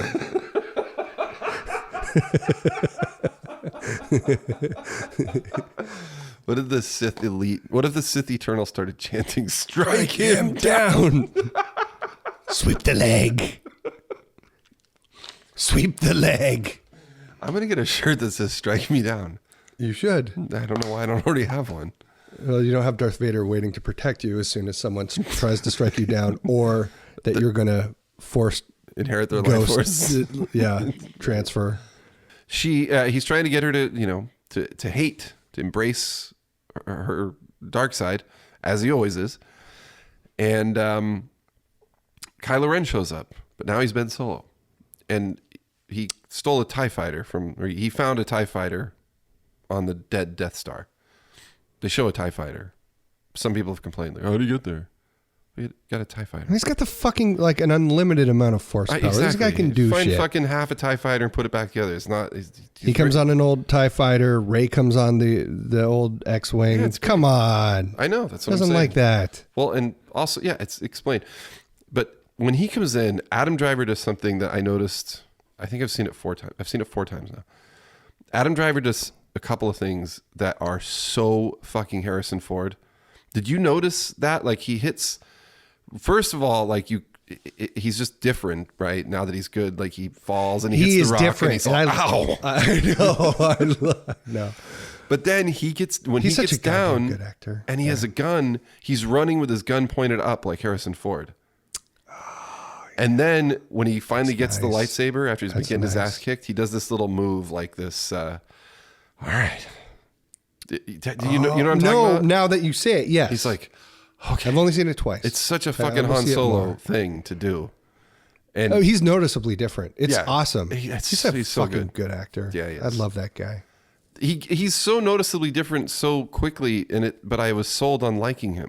Mm-hmm. Even though, like, after the first movie, I was like, fuck him. No, I wanted to like him. I know, but you want to like him the whole time. In the second, after Last Jedi, I wanted to like him more. You know, after the Revenge of the Sith, or not Revenge of the Sith, Force Awakens, I did not want to like him. I hated him. Last Jedi kind of swayed to wanting to like him because, humanized. But once he was this as Ben Solo, like, he was a different person. Yeah. So she, like, I guess throws her lightsaber to him because she has two sabers. Luke tells her to bring both sabers to Exegol because he knows this is going to happen. No, they do the Force transfer, don't they? She says, strike me down, strike me down, strike me down, strike me down. And then he's holding her there. And she lets go. And then she goes through the Force. He does the Force grab, like when he takes her beads off her neck. Oh, that's what he's doing. I thought she knew he was there and she was just letting it go. No, it's teleportation. But why? Like when he grabs the beads off her. So the Emperor can't see what she's doing. Is he grabbing it out of the Force? Like when he grabs the beads off her neck so that they know where they were in the previous scene at the Burning Man. It was one of those. Put it behind her head so the Emperor can't see what she's doing. And then she knows. She knows what he's going to do. She wasn't going to strike the Emperor down. No, she's giving it to him. Right. She's hiding it so he can take it. Right. So the Emperor can't see what they're up to. Okay, but I thought she was just throwing it like she doesn't nothing gets thrown. No, but I thought he was just pulling it from a far distance. I didn't realize it is just instantly in his hand. Force. Yeah, okay, you're right. I'm not smart. I see a movie 4 times that there's things I don't pick up on. But you retain 90% more information than I do from watching these movies. Yeah, but you see something and you know what happened. And I'm just like, oh, she threw him the and there's no throwing. Lightsaber. No, I did not throw it, but trick. just that that's their little thing that they can do together because they're the dyad. I think that's when he realizes they have the dyad in them, right? The Emperor? Yeah, well, when he shows up, because then he has the blue lightsaber, and I love that shot of them both walking with the blue lightsabers. Yeah. You know, and that's when and then he says, like, you're coming together, will be your undoing, you know, you're a dyad in the Force, you know, and the two will resuscitate the one. And so, you know, and he starts that wasn't clear to me either. So did he actually want to be struck down, which we know he does because he always wants to be struck down, but was his actual plan to get the dyad in front of him working together so he could steal the life force out of both of them? Or did that just occur to him and he was just riffing like, oh shit, no, there's an opportunity. Let's do that. Yes. It was an audible. It was an audible for sure. Yeah. I had to be because he had it straight planned. He had it straight planned that she was going to strike him down. He was going to inheret her life force. No, he was going to jump into Rey's body. He was going to jump into Rey's body. Yes, he was going to jump into his spirit, not him. Like it wasn't going to be like Maximilian, where like just literally someone shoved inside of someone else. But no, that was his original plan. Strike me down, and my spirit will inherit you, and you'll be Empress Palpatine, and we will be the true Emperor. And then he's like, "Oh my God, fucking dyad! Oh shit, hold on." Time out. I'm going to have to watch again because when I watched the second time, I went in specifically to get insight on that. And I was still unclear. Because I think he had kind of given up on Kylo Ren at that point. You know, he had given up on Kylo Ren. Because when Kylo Ren comes back, I'm sure he can sense that he's no longer dark side. Well, he already knew it because he said, the Princess of Alderaan has altered my plan. Remember? That's right. So there's so many like quick little lines. He didn't know that Ben Solo had turned good, so he had given up on that. Okay. So to him, it's just, Rey, you strike me down. We will become one in the Force, and then here comes Ben Solo. Oh, you fucking showed up, moron. You do get the sense that he was always using Kylo Ren as a tool to get her. They were always kind of down on him. You're conflicted still. You're weak. Like, even Snoke. He was even had Snoke saying that to him. Yeah, it was always he's just a means to an end. So you think he realizes the dyad that has not been seen in a generation or whatever? He's just realizing that. I think he's just realizing that. I thought about that. Couldn't tell if that was it or again. that was his plan all along. I mean, and then his fingers start growing back. Yeah. Well, and also, apparently when you take someone's life force, you get a nice red vest. Is that what happened? Yeah, he's got a nice red vest on after that. Yeah, there's something there happening, huh? Yeah, no, a red vest is happening. Tiger striped. That's nice. Yeah, he's got like I don't even think it's a vest. It's like a one of those shirts with no collar, but it's got like a V. Could you just not see the red vest before? Does it like? It's conceivable that he had it on the whole time, right? But like I think the third time I saw it, I looked. There was a couple of shots where like they kind of show him not just his head. And it's too dark. You can't tell. But I was like, I don't think he's got a red vest on, dude. I'm pretty sure he does not have How a red would they vest miss on. that? What does that mean then? That's not something continuity-wise that they would miss. I think that's just fun. Where's Ian McDermott was wearing a red vest in this? So just edit it together. No one's going to notice a red vest. By the way, why is a guy in a black cloak wearing a red vest underneath? Is there a cummerbund beneath the red vest? At the waistline? I don't. Was he going to break into a tuxedo like when it was all done? And See, like, that's the kind of thing that like someone could look at and complain about and be like, why does he have a red vest on now? Just because he's. But to me, it's just fucking hilarious and great. It's like one of those, like, we can look back at Star Wars now from like 30 years ago and make jokes about it, and 42. But like say Return of the Jedi, like one of my favorite, there's always jokes about like, pissing in the cantina. Would you even go number one in the bathroom at cantina? Right. Those jokes. And then there's other things like, remember? I'd pee outside, dude. Yeah. You got to pee outside, It's like the bathroom at CBGB's. It's not going to touch it. Ben, is there a bathroom around here? Go to the back of the cantina, young Luke. Trust me. Trust me. But like there's this old joke. We've talked about this before, like where, not on podcast, but like when in Return of the Jedi, when Mon Mothma is doing the whole meeting about the Bothans dying. And then she's like, Han Solo, do you have your crew? And he's like, I got my crew, but I still need another. And then Luke walks in and he's like, I'm with you too. Yeah. And then everyone just leaves. Yeah. Like, was the meeting over? It was over. Meeting adjourned. We got Luke's here. I Done. think they probably still had stuff to do at that meeting. Yeah. Obviously, that's a little different than a red vest, but it's just one of those things where it's just funny that like, oh, okay. So, all right. Now this. I got my best red vest on. I'm stealing life force out of people. Everything is good. Yeah. Okay. I just, or maybe he was wearing that red vest in preparation the whole time. It's a good Halloween costume next year. Just a black robe with a red vest a red under vest, and just yeah. look like the Emperor.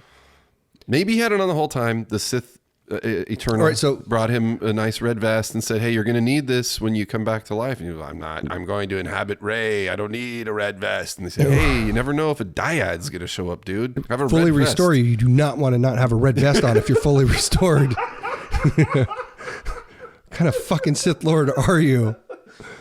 You, of all people, the king of preparation. Yeah. Right? You're always got all the contingency plans and you don't have red vest?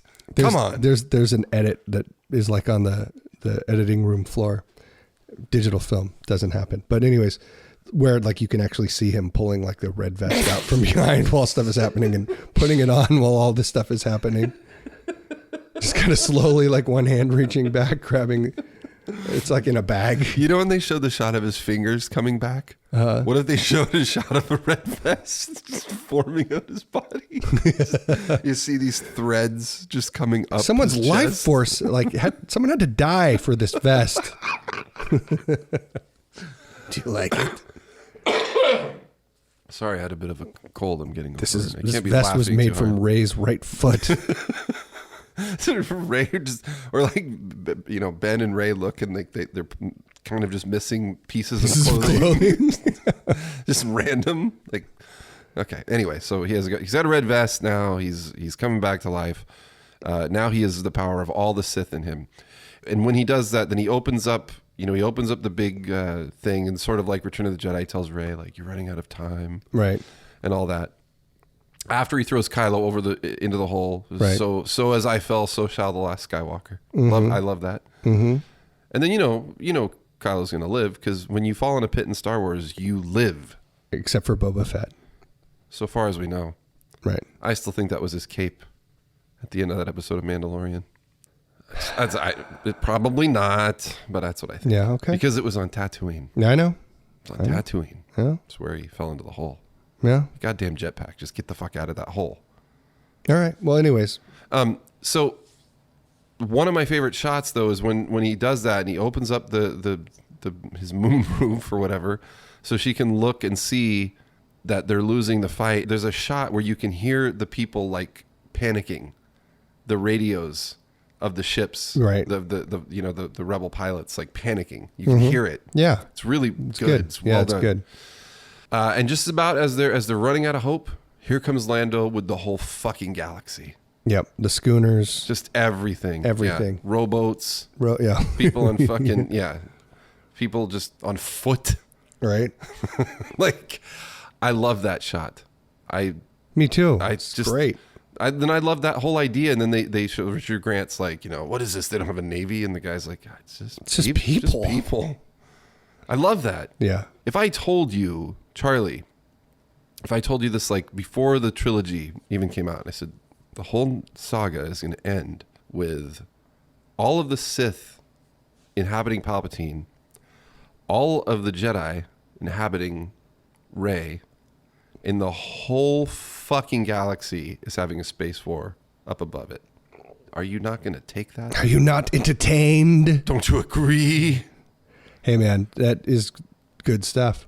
And the Force ghosts talking to her through her, that was awesome. And they set that up in the beginning when she was trying to get the Force ghost to talk to her. Be with me. Be with me. Be with me. And then they got everybody. That's and good. it's all original dialogue. It's not stuff they use because they're all saying her name. Ahsoka's in there. Like all that's another one for the fans. Oh yeah, Ahsoka.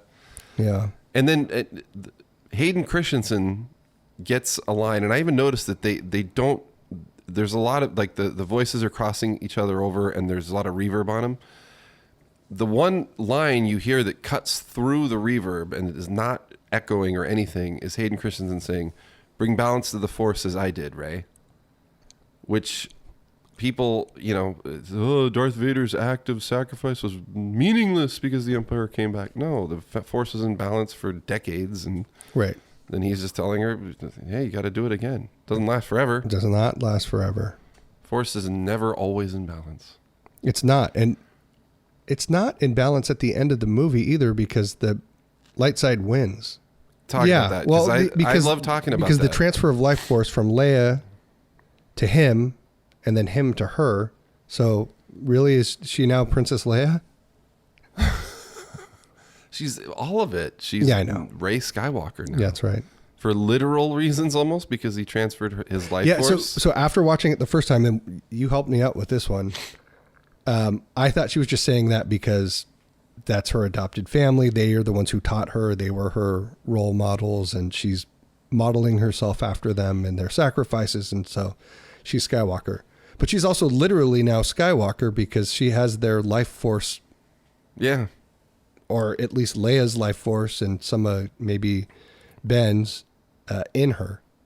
Yeah. Well, I mean, I think she is also doing it for all the reasons you just said. Like right. She's choosing her own destiny and her own who she wants to be. But yeah, but she also like she's got some Skywalker force in her, literally. Sure. Yeah. Because she dies from using all of the power of all the Jedi with 2 lightsabers to fucking make him like Tote in Raiders of the Lost Ark, so he just burns up. Yeah. She dies from it, and Ben Solo comes, and with what he has left, he gives her his life. And life transference, obviously this is a first for Star Wars, but could be one of those things that's like a holdo, like, well, why weren't they always doing that? Well, first of all, you die. There was not a dyad before, and I think if you do it, and they are a dyad. That was my next thing I was going to say, and they are a dyad. They can do that. Like, he is literally transferring all of his essence to keep her alive, and then it kills him. And it's also the will of the Force. It's also the will of the Force. It makes things available that were not previously available all the time. Yep. She goes to Tatooine, and she buries Luke in Leia's lightsaber. And the old woman comes and asks who she is. She ignites her yellow lightsaber and says, "Rey Skywalker." And after she sees the Force ghosts of Luke and Leia too. So Leia was also a Force ghost. Which would have made sense. She would have been taught that. She had time to study. Yeah. So you probably have more knowledge than I on this, but the different color lightsaber does mean something different about the Jedi wielding it.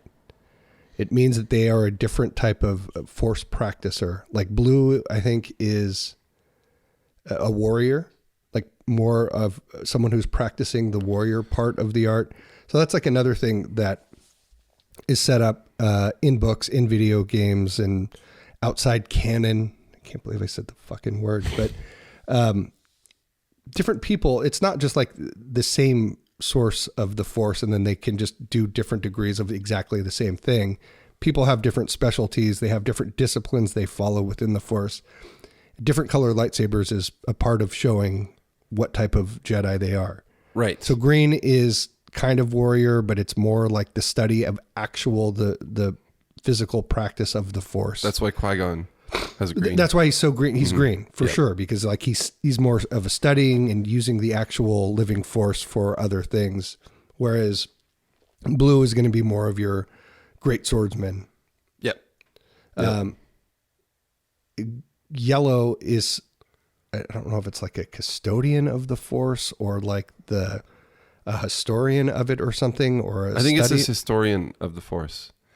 I think it's something like that. I could be wrong. Or like a defender of it or something. Not warrior. It's not like meditator, like Force, living Force type thing. And then Sam Jackson's obviously is like, because he's fucking flirting with the dark side all the time. Yeah. His is, for sure. He walks the line, dude.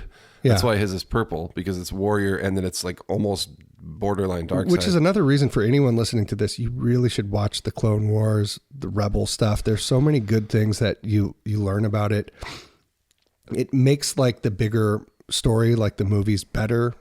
It totally makes them because better. of the things that happen in it.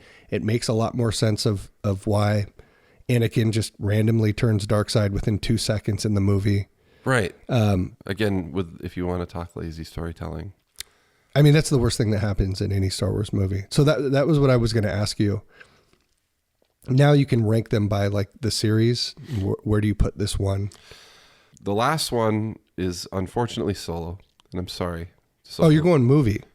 Oh, do you? I'm saying like you take like the three chunks, right? Like I'm talking about, we can do that too. Okay. But I'm saying main series is obviously like the OG series is going to be number one. Yeah. Do you put this ahead of the prequels? No, I still put it behind the prequels. I think, because honestly, I think if this movie had not been very good to me, I kind of really would have felt like this sequel trilogy was a bust.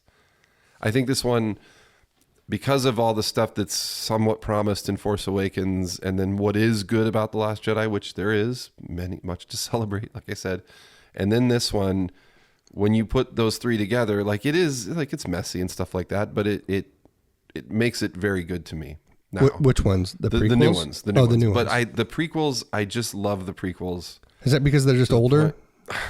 Dude, I don't know. I watched I watched all of them. Phantom Menace is one that I replay a lot. It's so good still somehow to me. I don't know. Me too. That gets more replay than most of the Star Wars movies for me. I haven't watched Attack of the Clones in a long time. I'm not into it. Well, it's there's fine. whole scenes that are just complete CGI. It's almost like a cartoon at one point. It's like it alternates between like horrible human acting and then a cartoon. And the worst thing that happens in any Star Wars movie is how fast and how they just miss really being able to tell a good story of what it takes to turn this little kid into Darth Vader. He blows it. Yeah, the middle that chapter is completely botched. Yeah, he does. Even though that third movie's good other than that. Like seeing him become Darth Vader is cool, and the fight with Obi-Wan Kenobi is awesome, and some of the things that lead up to it are good.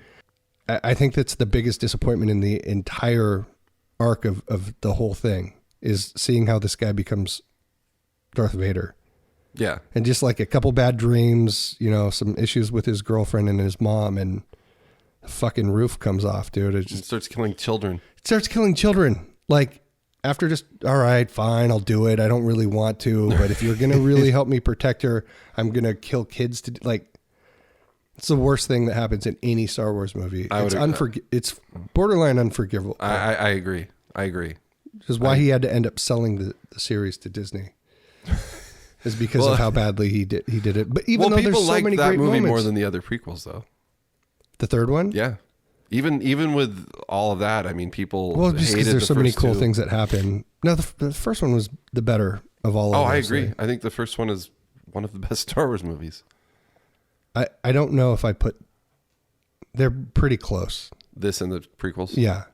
So if you're rating it purely on a series, like 9.5 for the OG series, there's a second half of Empire, Return of the Jedi, too much Ewok bullshit, and too long in Jabba's palace. But other than that, right? Yeah.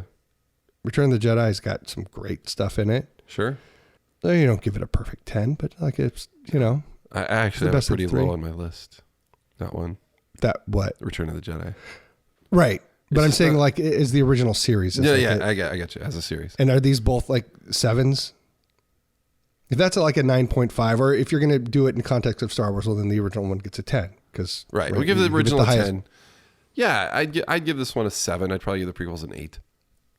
It's a big gap between, to get to a 9, let alone a 10. I think, though, that I could put Rise of Skywalker ahead of any of the prequels. Really? I don't know. You'll have to see it more. It would come right before or right after Phantom Menace. This is what I've kind of found with these newer movies is that I kind of ride a wave of like I feel a certain way about it initially, and then it kind of morphs and changes and it goes through its period, and then I kind of end up in eventually kind of just back where I started with it.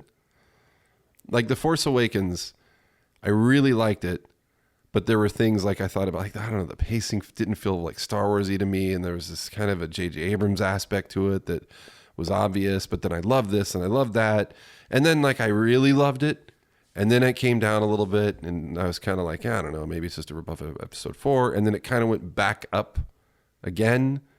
And that's kind of where just it stayed since I've been able to see it a million times now. Do I really, really like it? And I like it a little bit more than I did when I saw it. Last Jedi, like I didn't really know how I felt about it.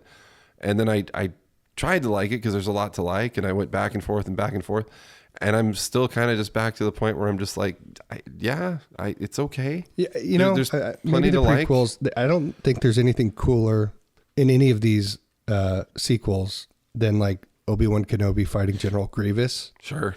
or Yeah. them fighting Count Dooku, or the final fight between Anakin and Obi-Wan Kenobi is just that's as good as Star Wars gets. Yeah. That last Yeah. fight is fucking such a payoff. I don't think that there's anything that hits those highs in these movies. I agree. That's why I They put just the don't have prequels that kind ahead. of stuff. No, they don't. Like because that they don't weird have, creature that's like a main thing, like General Grievous. Just They don't have. fucking so cool. the- But that God, how badly he ruins the storytelling of just the central Anakin. Yes, I agree. I think the imagination of George Lucas makes the prequels better than these because It does. I think these are like solid Star Wars movies. But this last Especially movie this is one. better than 2 of them, and maybe all 3 of them as its own one movie. As I its feel own like. movie, but it's like the fucking imagination on that guy, and then to put it in play, like just I don't know, like a whole, like Utapau, just as a random example where General Grievous lives. He lives in a goddamn sinkhole. Right. Nobody thinks of that. Right. You know what I mean? Yeah. Just like there's this whole planet underwater, and they all live in these bubbles and stuff, and then just this crazy shit that he comes up with. Yeah. And that none of these new movies. They don't You have know, no. There's not. even Rogue One, There's no which I time to love. do any of that kind of stuff. I know, but that's the thing is that, and I think, Rian Johnson was using so much intellect that I wish that he had sacrificed some of that for imagination instead of coming up with, all these themes and, this meta stuff that's all woven together. Just like come up with new ideas, come up with something that we haven't seen. When people say they want new stuff, I think people get confused and think, oh, what do you mean? We gave you Last Jedi. And they're like, it's not, we don't want to see like new stuff like that. We just want to see like new Worlds, stuff, creatures, new worlds, new types of new bad guys. Yeah. New things, Did you like Rise of Skywalker? If you had to put it heads up against the Mandalorian series, what do you like better? We haven't talked at all about the Mandalorian series. Right now is like there's so much fucking Star Wars, at least at my house. Because No, like the mine too, Disney but, Plus, dude, I'm even reading a book on top of all this. you've got the Mandalorian series. I binged the fuck out of those cartoons, which end up being great. They are great. They're great. Like you got to get through a couple episodes and let it really get going. Right. It starts off definitely as a kid vehicle, but like, you know, by the, I don't know, the 4th or 5th episode of Clone Wars, like they're, you know, people are dying and getting chopped up and stuff. It becomes more adult. And then once that happens, you get into Rebels, and there's all kinds of great stuff in Rebels. I mean, obviously, like the future of Star Wars, and I think what helped this movie do as well as it did is the Mandalorian series. Definitely. They definitely have a lot to think, because it was all kinds of new goodwill towards Star Wars when it was at its lowest after the last movie and then Solo flopping on top of it. Yep. It's like, we had a funeral. You had a funeral. I didn't agree. I know. I loved it. You talked me out of it. But the Mandalorian series was like that renewed the faith. It did. And it brought fans that do nothing but, you know, Star Wars hate videos. Even they can't.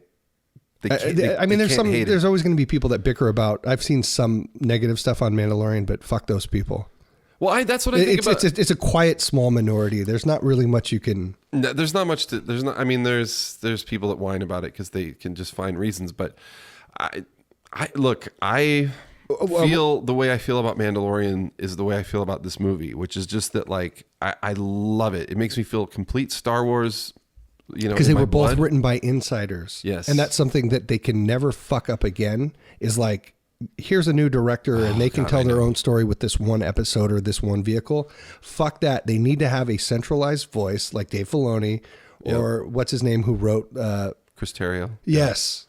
You have to have the insider nerd that was like directly connected somehow to Lucas. You cannot go outside of it. It needs to be that lineage. Yes. Like the football coaches, like Bill Walsh turns like, you know, like a bunch of other great head coaches, right? Because like they're directly associated with him. Or if you want to get into jazz, you like follow Miles Davis and then all the people that played with him, and then branch off of, like, you have to have someone that is somehow connected to the original source. Yeah. It cannot just be some hit hotshot director that wants to tell his version of it.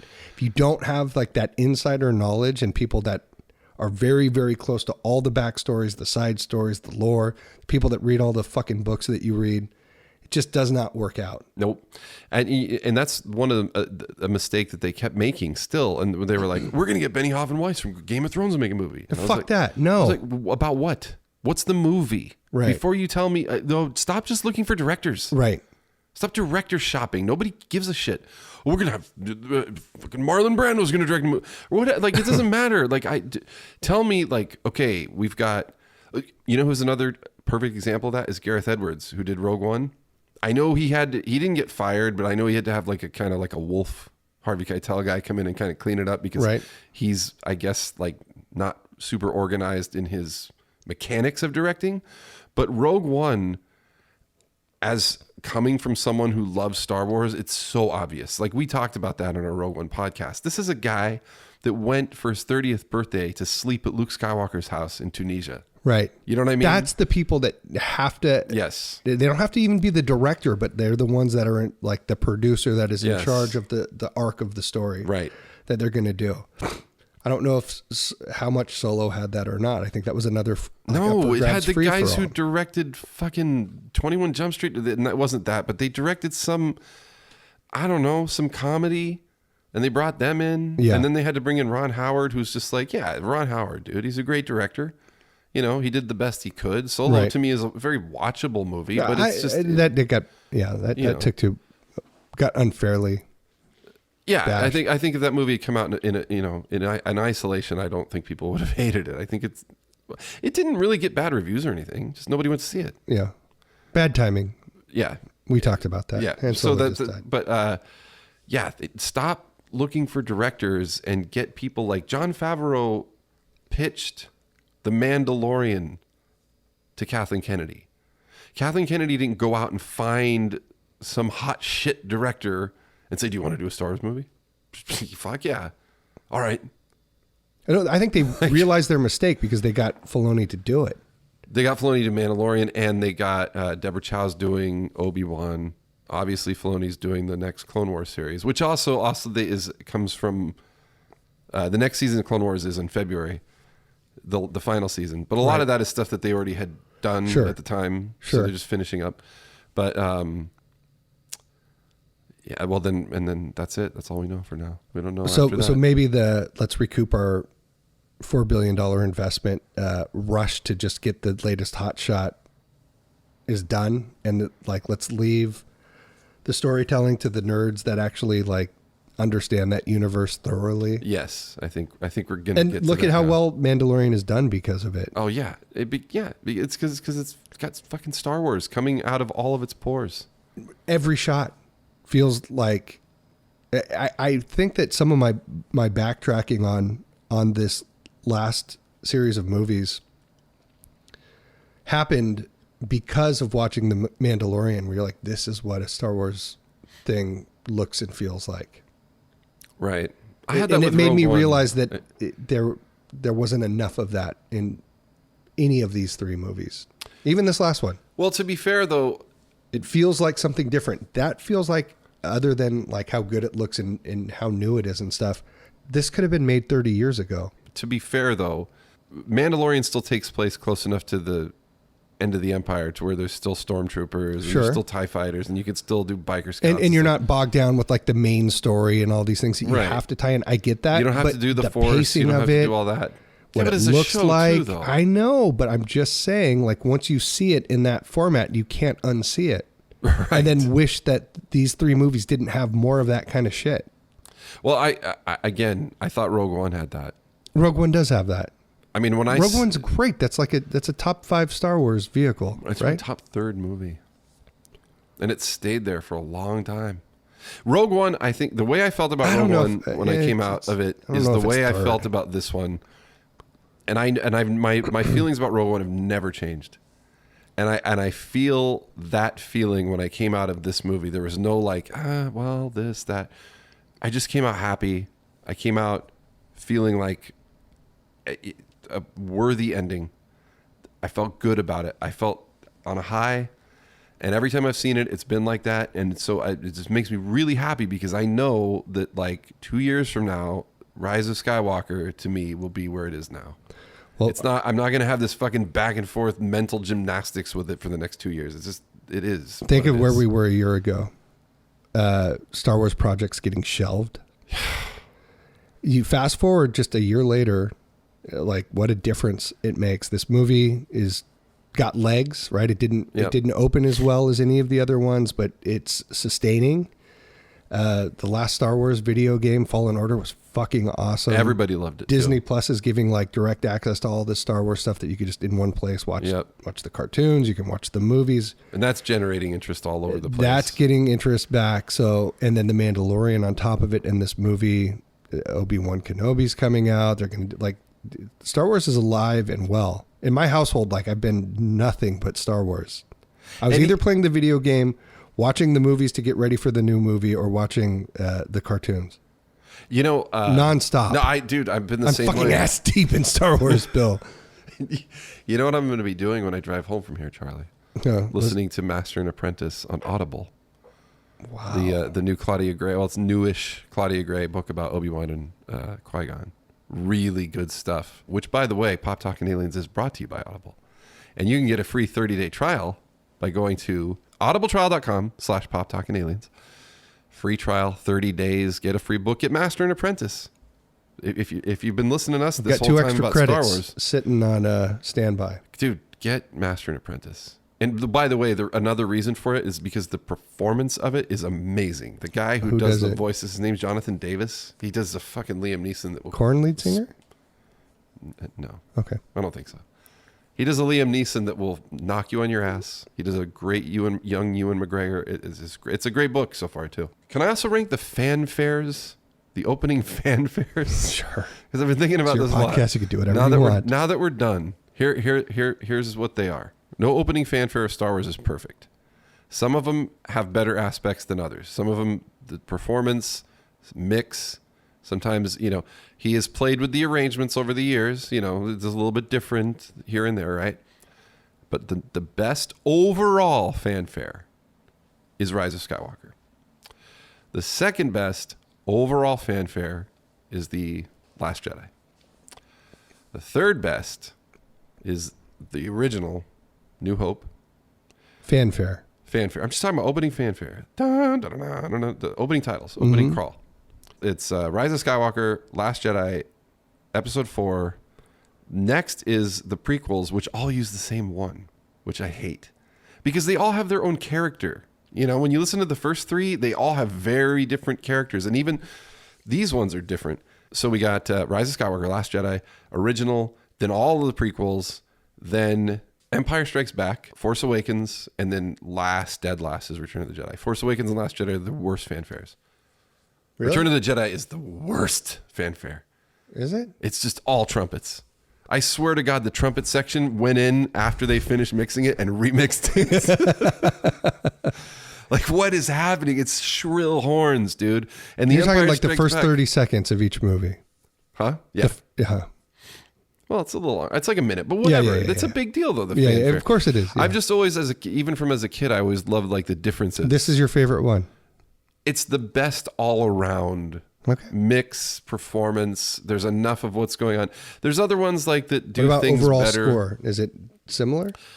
Phantom Menace is Empire Strikes Back, Phantom Menace. Empire Strikes Back. Empire Strikes Back is the best one. Good. Yeah.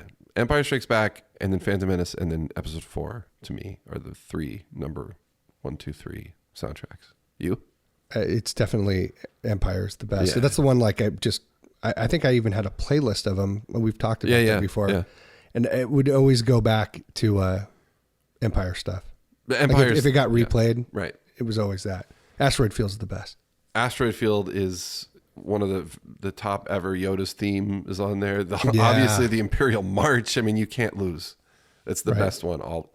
But I think Phantom Menace is better than Episode 4. Okay, so we're gonna rank now because we're gonna wrap this up in a second. I know it's been very long, but you know what? Guess what? We're not going to have a Star Wars podcast for 2 years, maybe. Yeah. For real. This is it. All right. So. End of an era. It's the end of an era. Cheers. Cheers. All right. You go first or me go first? We'll just go one for one. Or do you want to go 1, 1, 1? Let's go 1 for 1. Yeah, I think our lists are going to be so close that go for it. All right. I got number 1. I got New Hope. Oh, you're starting from the top. Yeah, let's start from the top. All right. I'm gonna do it. You, me. All right, Empire. Empire's my number 1. All right, Empire's my number 2. New Hope is my number 2. Perfect. Flip flop. Rogue One is my number 3. I have a tough time with either Rogue One or Phantom Menace. Same. So I could probably switch those, but I don't even want it to be Phantom Menace.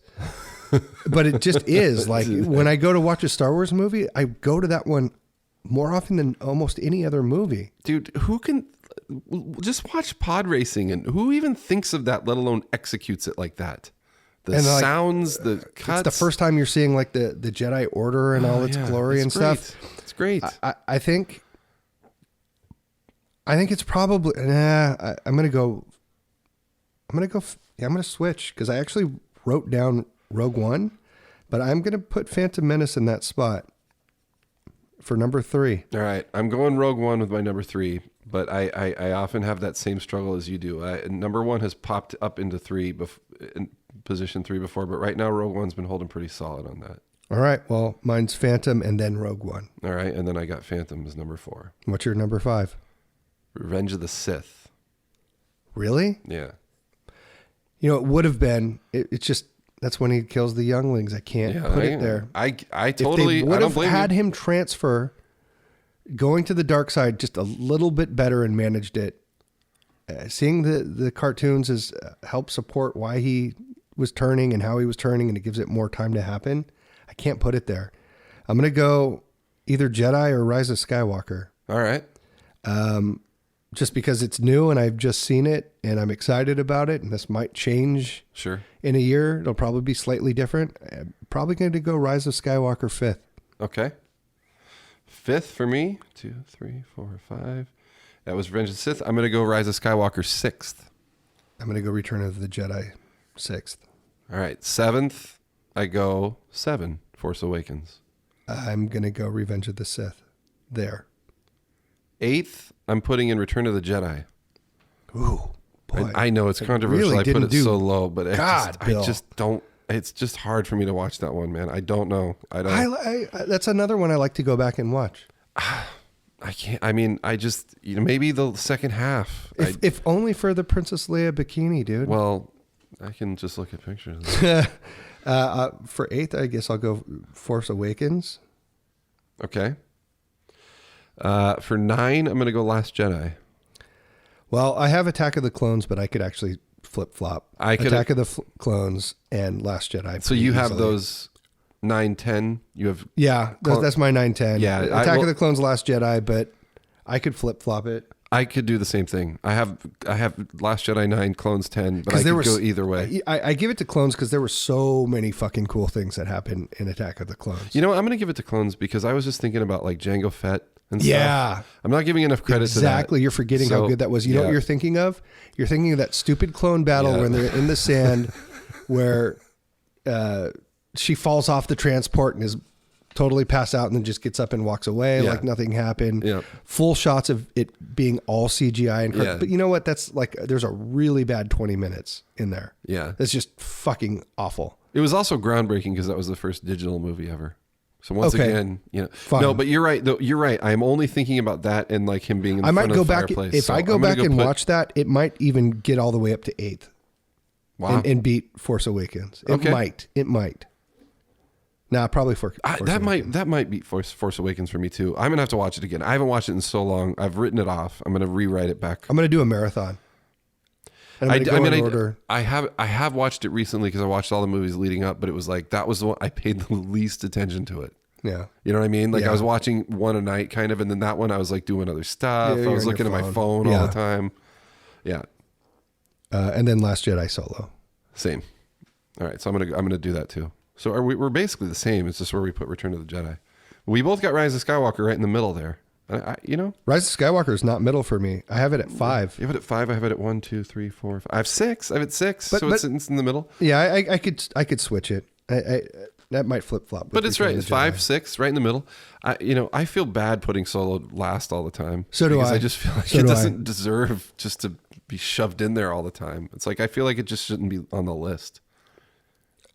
You have to put it there, but But it's not tied to the original plot. Rogue One is. Yes. And this one is a total not really tied to any main story. Solo is really the only quote unquote Star Wars standalone story. Yeah. Rogue One is 3.5. It is. So you got to put Rogue One in there. Yeah, and it just Because really, I mean, dude, I have watched Rogue One straight into Episode 4 several times, and it just like butter. If you had to put The Mandalorian in here, if you're just ranking all Star Wars things, where would that end up? It would go right after Phantom Menace. Where was Phantom Menace 5, for you? So it'd be 5 for me. I'd go New Hope, Empire, Rogue One, Phantom Menace, Mandalorian, Revenge of the Sith, Rise of Skywalker, Force Awakens, Return of the Jedi, Attack of the Clones, Last Jedi, and then poor Solo.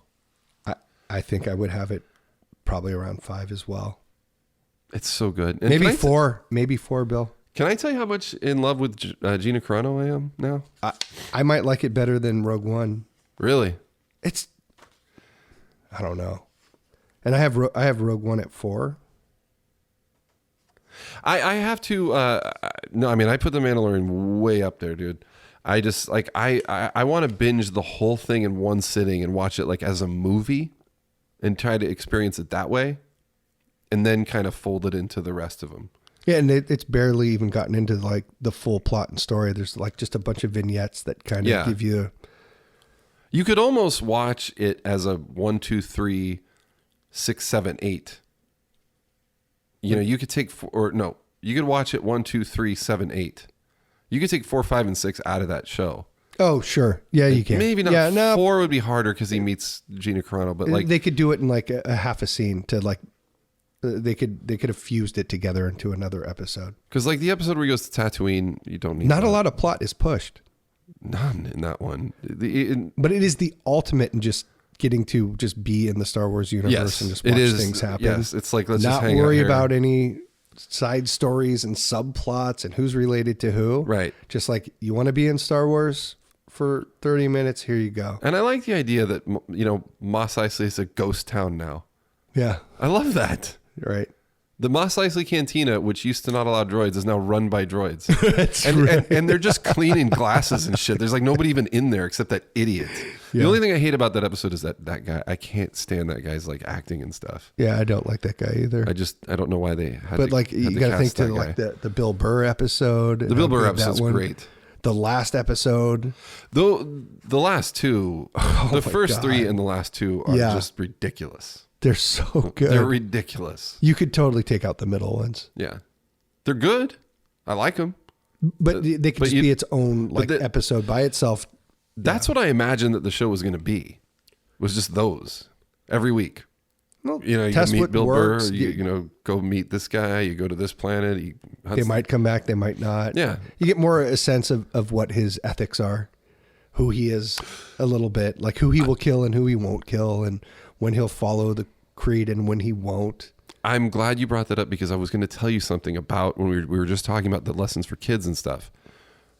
Jon Favreau met with George Lucas extensively while he was putting this together. And as you and I know, George Lucas was at the set and stuff. Like George Lucas likes this. Well, and what's his name is like his adopted son. And he has said that Dave Filoni is like his son. So George Lucas' fingerprints are all over The Mandalorian.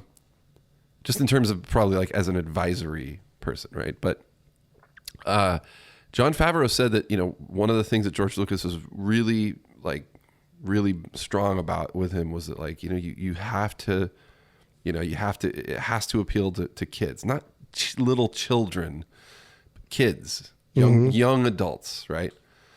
That's what, when George Lucas always says, like, it's a movie for kids, he's not like talking about little kids. He's talking about coming of age and the world's getting bigger, those people. And The Mandalorian does that. It doesn't do it in your face, but it does that. There's very much like a moral compass that he's finding and everything in that show. Like you were just saying about like who he will kill, who he won't kill. And then like, the episode where he doesn't kill any of them, he leaves Bill Burr and all those people in the thing, It's like he starts off, he's way more ruthless and, cutting the guy in half with the door and stuff. And then as like his journey goes with the baby, he becomes more discerning about just, I'll just fucking kill the guy versus, right. Bill Burr sucks, but, put him in I'm just going to put him in the thing. Put him in the jail. But then he does blow the rest of the guys up or gets them blown up. So those guys actually, the guy that stabbed him in the back. That's right. Yeah. Does actually get. Well, because he was going to kill him. Right. Yeah. Well, I guess the other guys were too, but no, they weren't going to kill him. They're just going to leave him in that jail. That's true. They had it. They could have killed him. That's they true. Cornered him in there. They just threw him in the jail. So that's what he did. Back to them. Oh, wow. Yeah. So there's a sense of eye for an eye. Yeah. But you put me in a jail, then I'm not going to murder you. But if you're going to send the kill bot after me afterwards. What they also get right is they make it a little bit more on the kid-friendly side. They don't have to have a Jar Jar or a C-3PO to do it. They do have Baby Yoda, though. They have Baby Yoda, and then they do have like, But he's not pissing all over the place either. No, he's... It's such a good balance of that where it's not over the top. There's going to be no Ewoks in this. No, but teenagers... The motherfucker disintegrates. Jawas, he disintegrates them. Disintegrates those Bosks. That was a little rough. That's when he was still a little bit more That's rough the thing, around though, edges. but he's evolved, Right. since then. So Right. there is that, and like the teenagers love my, again, I know it's anecdotal and stuff, but like my son is always telling me, he's like, fucking everybody at my school watches Mandalorian. Yeah. He's like, everybody watches it. He went with a bunch of his friends to see Rise of Skywalker the other day, who had never been to a Star Wars movie because they love the Mandalorian. Is that true? Yes. I think a couple of them had seen Star Wars, but he went like 5 kids. And like a couple of them, he said, had never been to a Star Wars movie. They just love the fucking Mandalorian. They're like, I started Did watching they like it? Yeah, they started watching the movies on Disney Plus and stuff. But they started with the very last movie as their first movie? It was the first movie that they went to see. Oh, I see. They started with Mandalorian, I get it. and then they started watching the movies on Disney Yeah. Plus, and then they were like, I want to go see Rise of Skywalker. So we can end on this, dude. End up with the future. Let's end it with the future. I used to say, and so did you, we used to both talk about how in 20 years after the prequels were over, those kids were going to grow up loving Star Wars. Mm-hmm. People are like, no, they're not, because these movies suck. And yeah. Like, no, they're the kids, the imagination, all this, another worlds. That's what happened with the prequels, right? Exactly. And it happened with the prequels, and it took these kids into a new place. The Mandalorian, not The Force Awakens, but The Mandalorian is like the new entry gateway drug into Star Wars for teenagers now. It's great. And so we will see where they end up 20 years from now. Will there be, kids that are now 12 with YouTube channels screaming about the old days and if we of keep The Mandalorian and Rise of Skywalker when Star Wars was Star Wars? I think that's a good place to end. Cue the hot chick. Pop Talk and Aliens, the William Cleere Podcast.